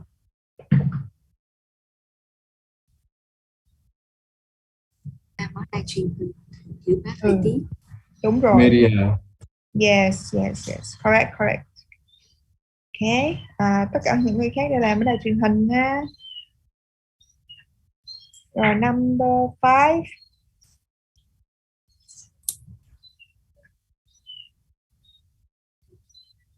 Can I? Yes. Number 5, I choose professor. Professor, yes, correct.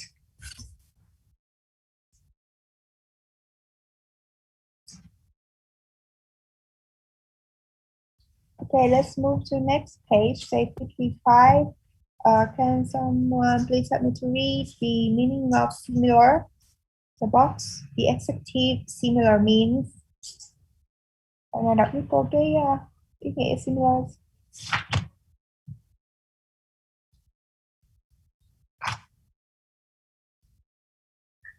Can I? Yes, please. The adjective similar mean like someone or something, but not exactly the same. Similarly is the adverb form. My sister and I have similar interests. She likes to play the piano and I like to play the guitar. The two schools are similar in that they both offer strong science courses. The two men were similarly successful in their careers. The noun is similarity. There are many similarities between the two software companies. Okay, thank you. Please be careful with the word sister, career, and software. Okay. Thank you. Next, we will move to listening part. So we will listen to a report that describes good girls' work environment. And before that, let's discuss some questions. So number 1, what are some ways that companies try to keep their workers happy? What do you think?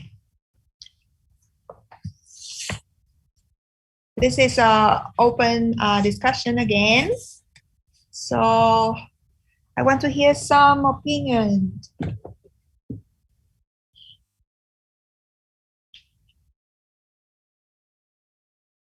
Rồi câu số 1, có ai muốn share cái quan điểm của mình không? What are some ways that companies try to keep their workers happy?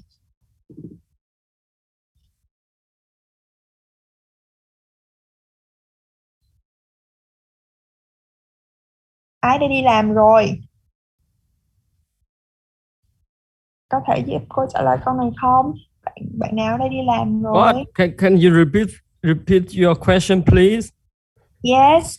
What are some ways that companies try to keep their workers happy? Well, All right. Okay, Miss Phương. Sorry. High salary or well-paid job. Okay. High salary. Okay. What else? Bạn nào còn có? Can I please? Yes.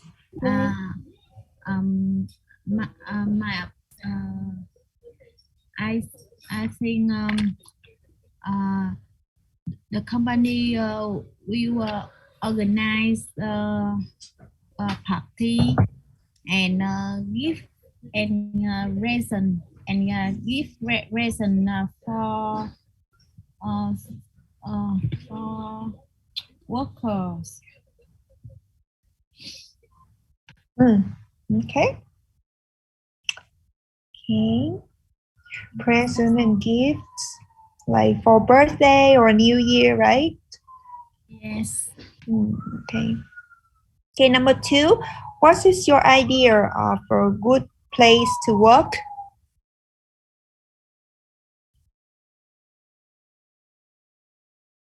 So what is your idea of a workplace to work?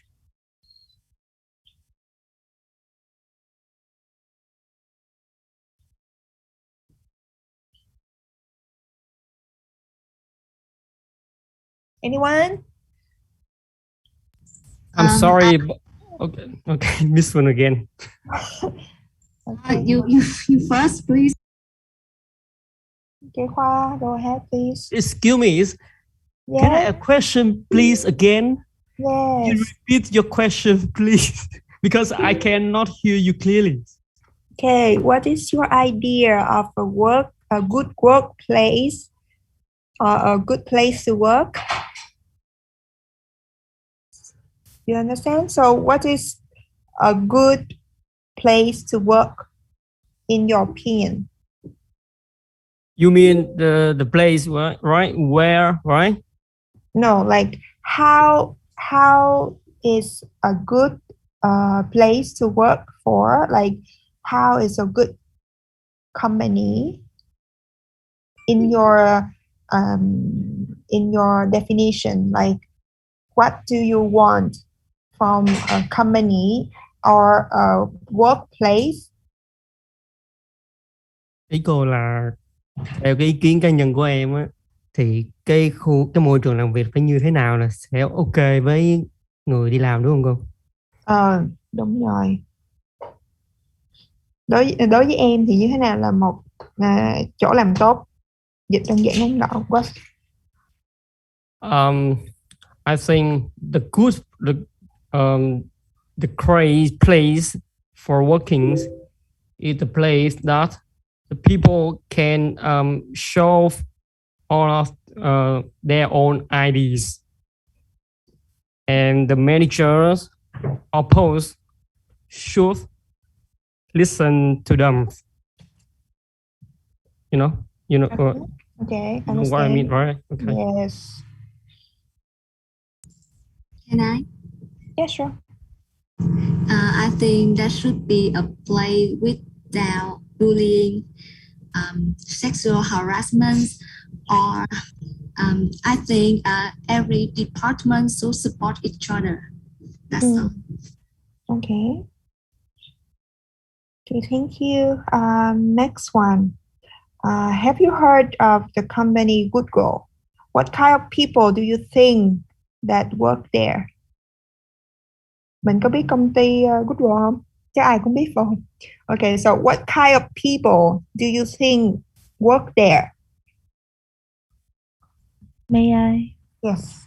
The kind of people work in Google is creative people, professional in computer and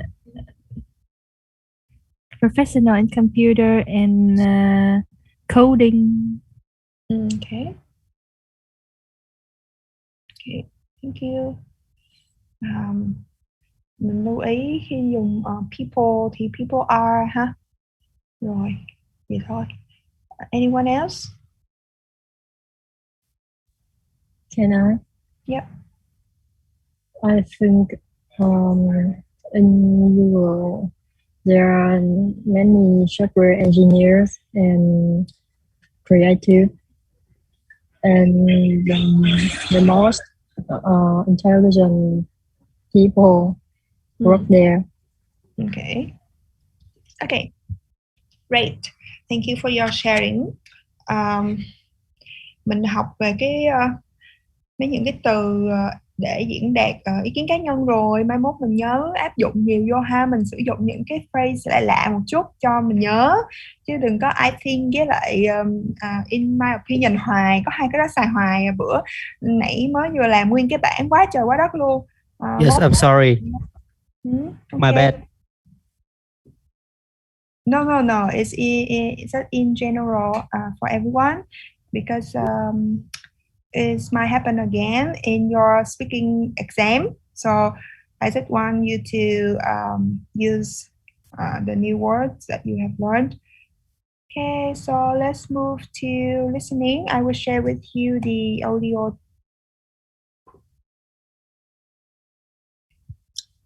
Rồi, để cô share cái audio.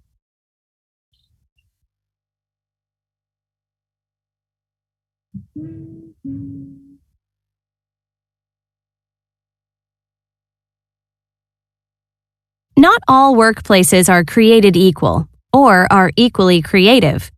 Google, the internet search giant, has to keep moving forward or it will get left behind. The way the company stays on top of the field is by treating its employees really well. One way that Google tries to make its employees happy is through their stomachs. Google has vegetable gardens and fruit trees, and that produce ends up on the table. Google has 9 dining rooms, and all the food is free. They cook food from all over the world with choices like sushi, pizza, and curry. They make more than 200 recipes a day. Google employees usually have to wait a few minutes in line, and that is part of the plan. Even though workers spend a little extra time waiting for their food, the time is not wasted. They are meeting coworkers and chatting. Google wants its employees to have conversations in line and over food with colleagues from other parts of the company. People often brainstorm at meals, generating ideas for the next big project. And with a good breakfast, workers can concentrate on their work. Another benefit of working at Google is the variety of healthy activities available on campus.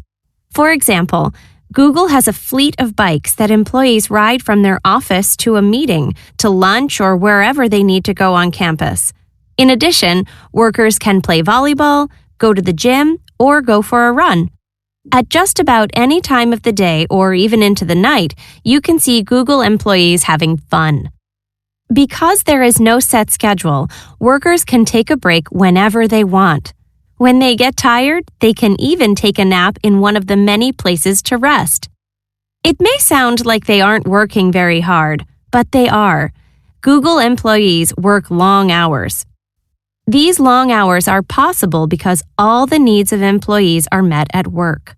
In addition to free delicious food and plenty of free time activities, Google offers many other services on site. For instance, workers can get their laundry done and drop their children at the daycare center just next door. They can also get a free haircut or visit a doctor. Google wants to keep its employees on campus working. If the employees have everything they need at work, they won't have to leave. Maybe it's time other workplaces followed this example. Similar companies, those in the field of technology, are already convinced. If the company emphasizes not only the work, but also the happiness of its workers, it can be very successful.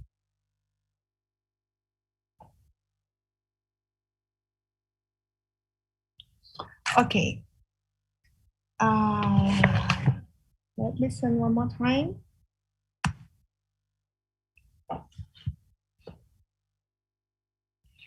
Not all workplaces are created equal or are equally creative.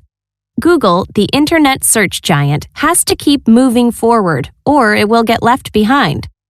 The way the company stays on top of the field is by treating its employees really well. One way that Google tries to make its employees happy is through their stomachs. Google has vegetable gardens and fruit trees, and that produce ends up on the table. Google has 9 dining rooms, and all the food is free. They cook food from all over the world with choices like sushi, pizza, and curry. They make more than 200 recipes a day. Google employees usually have to wait a few minutes in line, and that is part of the plan. Even though workers spend a little extra time waiting for their food, the time is not wasted. They are meeting coworkers and chatting. Google wants its employees to have conversations in line and over food with colleagues from other parts of the company. People often brainstorm at meals, generating ideas for the next big project. And with a good breakfast, workers can concentrate on their work. Another benefit of working at Google is the variety of healthy activities available on campus. For example, Google has a fleet of bikes that employees ride from their office to a meeting, to lunch, or wherever they need to go on campus. In addition, workers can play volleyball, go to the gym, or go for a run. At just about any time of the day or even into the night, you can see Google employees having fun. Because there is no set schedule, workers can take a break whenever they want. When they get tired, they can even take a nap in one of the many places to rest. It may sound like they aren't working very hard, but they are. Google employees work long hours. These long hours are possible because all the needs of employees are met at work. In addition to free delicious food and plenty of free time activities, Google offers many other services on site. For instance, workers can get their laundry done and drop their children at the daycare center just next door. They can also get a free haircut or visit a doctor. Google wants to keep its employees on campus working. If the employees have everything they need at work, they won't have to leave. Maybe it's time other workplaces followed this example. Similar companies, those in the field of technology, are already convinced. If the company emphasizes not only the work, but also the happiness of its workers, it can be very successful. Okay, let's correct the exercise together. Question number 1. How are technology companies different from other businesses?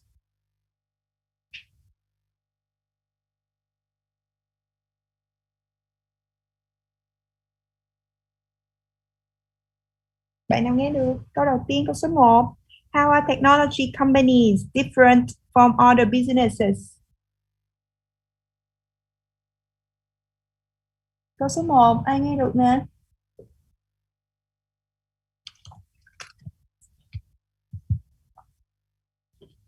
Number 1, any volunteer?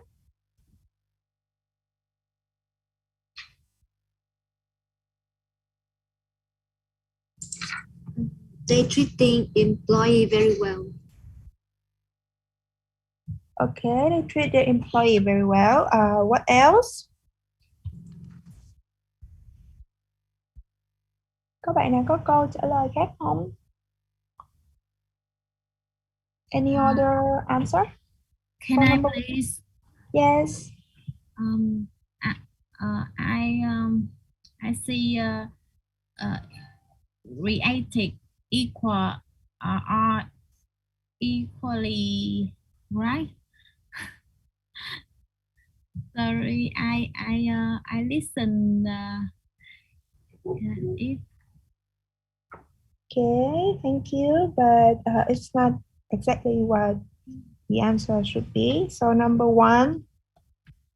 Bạn nào còn có ý nào khác nữa không? Câu số 1. How are technology companies different from other businesses?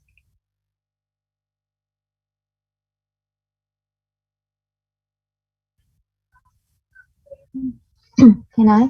Yes. I think Google try to make their employee happy improve their stomach. Not yet there. Nếu như mọi người nghe thì câu trả lời cho câu số 1 nó sẽ nằm ở phút đầu tiên đó, khi mình chưa có đi sâu vào chi tiết đó. At the topic kind of introduction part. Là cái the internet giant gì đó. Ok, mình sẽ nghe cái phút này lại một tí nhé.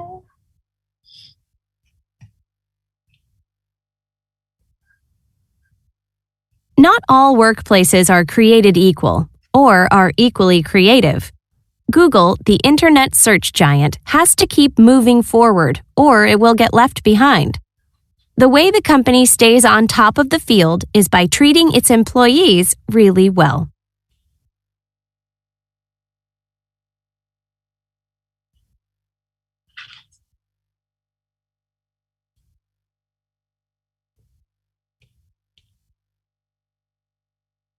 Okay, so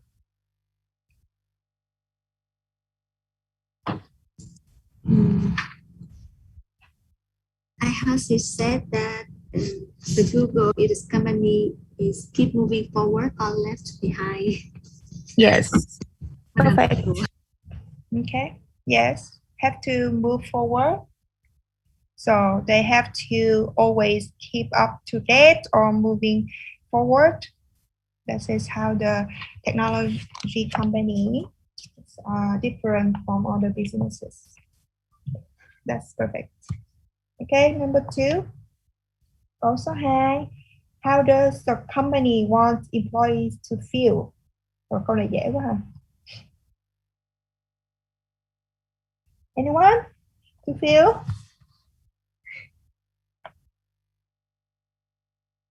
Câu số 2, to feel gì? Ai? Trả lời. I think Google want to make its employees happy. Yes. Yes. Okay. Thank you. Number 3. Why is food important to the workers? Sao? Could I please? Yes, please.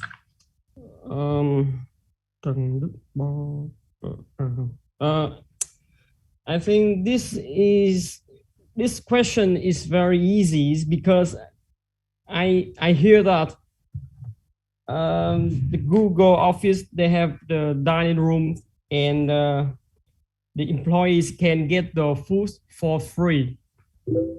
That's this. Okay, but the question is, why is food important to the workers? Yes, because I hear the sentence, the dining room have the Google office there has the dining room, and Yes. the employees can get the foods for free. Yes, correct. So the food is important because it is free. Okay, so your answer is because it's free. How can it help the worker? Why Google should give the staff the free stuff to make them happy? And what else?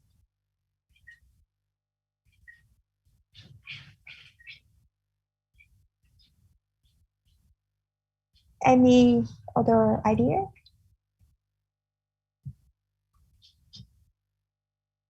Okay, tại sao mà công ty Google phải cho nhân viên mình ăn đồ ăn free?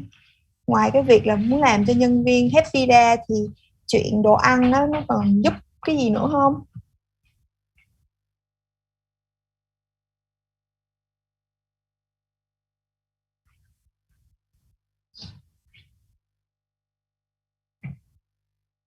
Nó còn giúp nhân viên cái gì nữa? Bạn có nghe được cái ý gì không? Bạn nào khác? Bạn nào khác có ý khác không?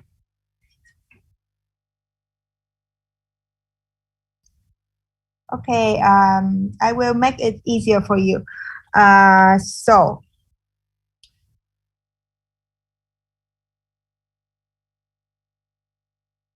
how does breakfast help the staff?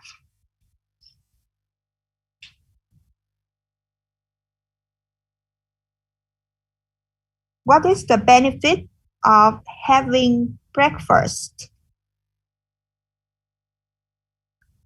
Có ai nghe được cái benefit of having breakfast không?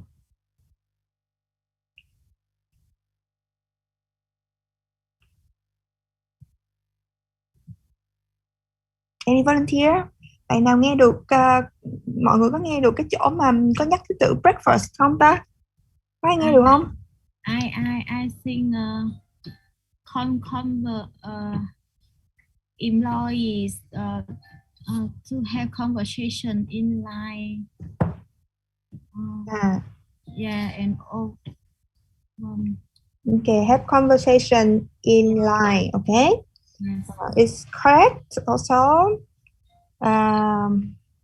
Rồi, ai còn nghe được gì liên quan tới breakfast không?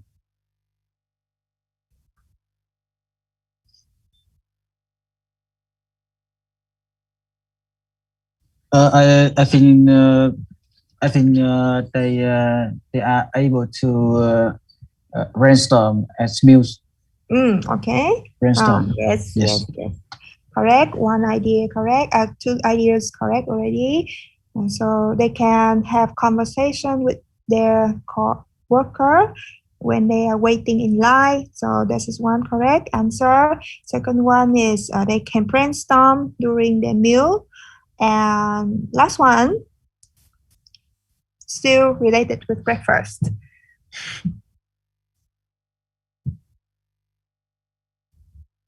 Teacher, I don't know the word brainstorm. Okay, anyone can help your friend? What is brainstorm?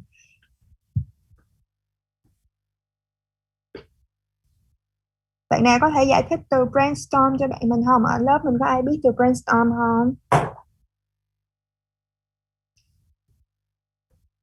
Nghĩa là động não suy nghĩ. Đúng rồi. Yes. The same thinking. Yes. So brain. Yeah. So can you tell me how to set that sentence in English? Brainstorm. Đánh vần hả em? No. Ý là cô có thể giải thích cái nghĩa của từ đó, theo cái cách tiếng Anh thì mình sẽ nói như thế nào? So just think for an idea. Okay. That's it, right? Yes, that's it. So I think make the brains working. Okay. But the brain is always very working. simple, right? But the brain is always working or you die. So it's a thinking of an idea. Okay. Thank you. Rồi quay trở lại câu số 3, còn một ý nữa liên quan tới breakfast. Bạn nào nghe được? Có cái gì đó breakfast help the staff to be or to. Có ai nghe được khúc đó không? Không hả? Nãy giờ nghe được là discuss in gì quá, have conversation in line, rồi nghe được luôn cả brainstorm during meal rồi, chỉ còn có một ý nữa thôi. Ý liên quan tới breakfast. Generating ideas for next project, right? Đúng rồi, cái ý đó là cũng có luôn rồi nha. Lúc nãy là liên quan tới chỗ brainstorm đó, thì mình sẽ generate idea rồi đó. May I? I reckon I reckon employees can focus on their work. Yes. Okay. Focus on their work. So if they have breakfast, the staff can be they help the staff to concentrate on their work. Okay. Rồi, vậy là câu số 3 mình sẽ trả lời bằng 3 ý, 4 ý, 4 ý gì đó ha, 3 ý chính nha. Thì một là help concentrate. Ý thứ hai là bring workers together to talk hay là have conversation while waiting in line. Số 3 là generate ideas for new project or brainstorm. Yeah. Okay. Number 4. What healthy activities can employees do at work? Number 4. What healthy activities can employees do at work? Câu số 4. Bạn nào nghe được cái gì? Nghe được từ gì? Khúc này nghe dễ mà phải không? Can I please? Yes, please. I hear that volleyball and gym. Yes, correct. Volleyball, gym. What else? Can I? Yeah, yeah. Chị Mỹ Anh nói tiếp đi. Nói đi em. That's all. Rồi, bạn khác, bạn còn lại các bạn đang nói. I hear that when the employees get tired, they can take a rest whatever time they want. Okay. Yes, correct. What else? Mình có take rest, volleyball, gym. Rồi còn gì nữa không? Ai nghe được gì nữa không? Go for a run. Yes, go for a run. What else? Còn cái nữa. Head office up by. Up by. Hả? Cái gì em lại. Nói lại again please. Head a list up by. That's employee. Right. From the office. Đội xe đạp gì? Okay. Bike. Okay. Have a bike. Yes, perfect, correct. So they can drive bike. They can play volleyball. They can go to gym. They can go for run or they can take rest. Okay. Rồi. Câu số 5. How does Google keep its employees at work for a long time every day?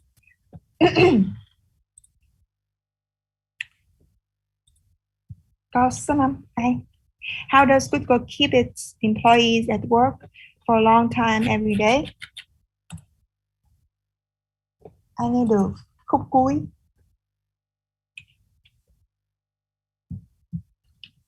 Nghe được ý gì nè?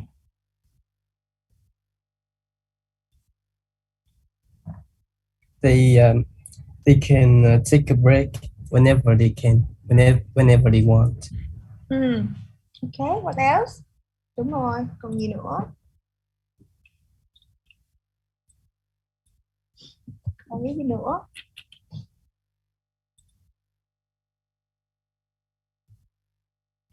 Đúng gì nữa không? Anyone else have other ideas? Bạn nào nghe được gì nữa? Phút cuối. Google help to drop their children. Had to drop staff children.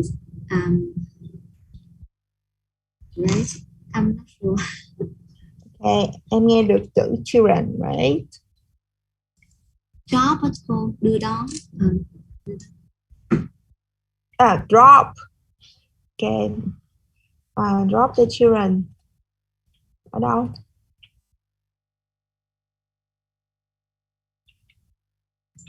Ở trường. Ở trường không? Từ là gì? Cái cái từ mà người ta sử dụng ở trong đó là gì? Bạn nào nghe được cái khúc mà bạn mình đang nghe dở dở là children rồi drop the children, drop the children đâu? I think the something center, something. Yeah, center. Okay. Something maybe care. Đúng rồi. Yes. Gần Something gần maybe đó care. rồi. Care center. Care center.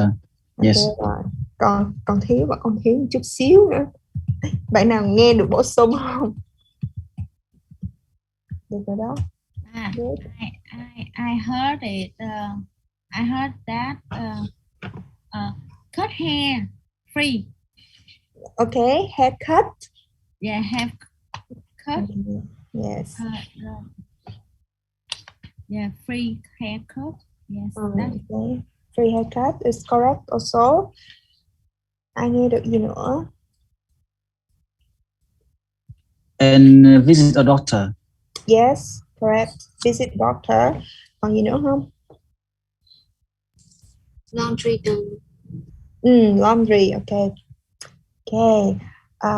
That's all. So they can. So good go provide their staff all the needs that they want. So the staff needs met at workplace, so they don't have to worry. So they can do the laundry, they can have free haircut, they can visit doctor, and they can drop their children to daycare center sit next to the workplace. So that's all the points that you need to hear. Is it clear? Mình nghe rõ chưa ha? Cái ý cuối là mấy bạn nghe được gần hết rồi đó. Chỉ có cái khúc children nó hơi sót một tí. Nhưng mà vậy là giỏi rồi. Nghe gần như là đủ rồi đó. Okay. Well done everyone. So we finished our lesson here today. Like I said at the beginning, next time, like next week, we will have a review lesson. So we will review from Unit 1 until Unit 5 for our midterm exam. So please tell all your friends that is not here today to come and for next lesson, okay? Rồi trước khi mà mình nghỉ ngày hôm nay thì cô điểm nhanh lại. Đợi xíu. Rồi, nói đi em. Nãy cô nói vậy, túm lại là tuần sau review hả con? Túm lại tuần sau là review á em. Rồi cái tuần kế là midterm không con? Đúng. Ok, cảm ơn cô. Rồi, điểm nhanh lại từ đầu nha mọi người. Hoài An, Minh Anh. Dạ có. Mỹ Anh. Yes, I'm here. Quốc Bảo. Dạ có. Okay, Quốc Bảo mới vào đúng không? Rồi. Thục Đoan. Dạ có. Dạ có cô. Rồi Lê Duyên. Dạ có. Hoàng Hà. Dạ có. Rồi Thanh Hãn. Bích Hằng. Hòa Hiệp. Dạ có. Hòa Hiệp. Kim Hoàng. Vũ Hồng. Mai Hương. Dạ có. Mai Hương có ha. Rồi Dương Huỳnh Đăng Khoa. Dạ. Phan Nguyễn Đăng Khoa. Dạ có em. Hoàng Luân, Tuyết Mai, Thanh Ngân. Mai có cô. Tuyết Mai có hả? Dạ có. Rồi Thanh Ngân, Tuyết Như, Yến Như, Mai Phương. Dạ có. Mai Phương có ha. Rồi Bích Phượng, Thanh Tâm. Dạ có cô. Minh Thi, Minh Thúy, Kim Trân. Dạ có. Minh Thúy có. Minh Thúy hả? Dạ có Kim Trân nha cô. Kim Trân luôn có không? Kim Trân. Rồi Thu Trang. Dạ có cô. Phương Trúc. Phương Trúc. Hoàng Tuấn. Dạ có cô. Anh Tuấn. Anh Tuấn. Diệu Tuyết. Diệu Dạ Tuyết. có. Dạ có. Rồi Thị Tuyết. Dạ có. Ok. Nhã Uyên. Dạ có. Quang Vinh. Tiết Vinh. Ái Vi. Dạ Vi có. Rồi Thị Thanh. Hoài Thương. Hoài Thương. Dạ có. Yến Tuyền. Dạ có. Thanh Trúc. Ngọc Lan. Quang Vi. Dạ có cô ơi. Rồi, ok, thank you. Okay, thank you everyone for your attention. Today, do you have any question for me so I can further review? Mình có câu hỏi gì từ bài 1 cho tới bài 5 này mà chưa có thì nhắn cho cô nha. Nhắn Zalo ha. Mình tự review trước nhà đi coi có cái gì cần thắc mắc, cần hỏi thì nhắn qua Zalo để đó tuần sau cô giải đáp luôn ha. Còn dĩ nhiên là tuần sau cô sẽ có bài tập cho các bạn thực hành nghe, thực hành nói. Đúng rồi, thực hành nghe, thực hành nói. Yeah. Để tuần tới nữa sẽ thi midterm. Okay. Rồi. Cô add Zalo giùm em đi cô. Chứ em nhắn tin cho cô mà không thấy bóng dáng cô. Add Zalo. Dạ. Em tên gì? Dạ Mỹ Anh đó cô. Mấy bạn nhắn lên trên cái group Zalo luôn đi. Ý là tại vì nhắn trên đó nhiều bạn nhắn đó mà không thấy cô rep lại nên tưởng cô bị miss tin mà. Dạ, khỏi cần add riêng đúng không? Add riêng nhiều lắm, con không có add riêng hết được đâu. Mọi người cứ nhắn lên trên cái group của lớp đó. Ví dụ như ai mà không có đi được hay là không đi học được hay vô trễ hay cái gì đó cứ nhắn lên group đi, cô thấy mà. Cô thấy thôi nhưng mà cô không reply. Để mai mốt cô thả tim. Đúng rồi, cô thả tim, nói chung thả cái gì cũng được để các bạn có niềm tin là cô đã xem. Rồi ok, để trên group lớp thì cô sẽ thấy thôi, yên tâm. Còn nếu mà mấy bạn nhắn riêng cho cô nhiều khi cô sẽ không có kiểm message của người lạ, cho nên là sẽ bị miss nha. Còn trên cái group lớp thì chắc chắn sẽ không miss được nha. Nên cứ nhắn lên trên group đi, có câu hỏi gì cứ nhắn lên đó ha. Nên vậy cô. Rồi vậy đi, vậy nha. Rồi còn câu hỏi còn gì nữa không? Còn muốn nhắn nhủ gì nữa không? Cô ơi em đặt câu với những cái câu của group hồi ban đầu á, đặt câu cô sửa bài giùm em không cô? Muốn sửa bài hả? Rồi ok, em cũng nhắn cái file Word lên trên đó, giống như mấy bạn tuần trước mấy bạn có làm bài group á, xong mấy bạn cũng có gửi cái bài thuyết trình cho cô á, thì tuần sau cô sẽ sửa rồi trả lại cho mọi người cái bài đó luôn nha. Cái bài mà lần trước thuyết trình này 9 người phải không? Đúng rồi, lần trước cô hỏi 9 người thuyết trình à. Cô chưa có trả bài cho mọi người ha. Thì nếu mà em muốn cô sửa thì cứ nhắn lên trên đó, thấy mà. Ok, đa số mình còn cái gì nữa không? Cái gì đây? Có 2 message gì đây? Lúc nãy Bích Phượng với Bích Hằng hả? Cái này không nhìn thấy. Rồi vậy ha mọi người. Have a nice evening everyone. See you next week. Bye teacher. Bye teacher. Bye teacher. See you next week. See you next week. Bye teacher. Goodbye teacher. Bye. Good night teacher. Okay, good night everyone. Bye bye.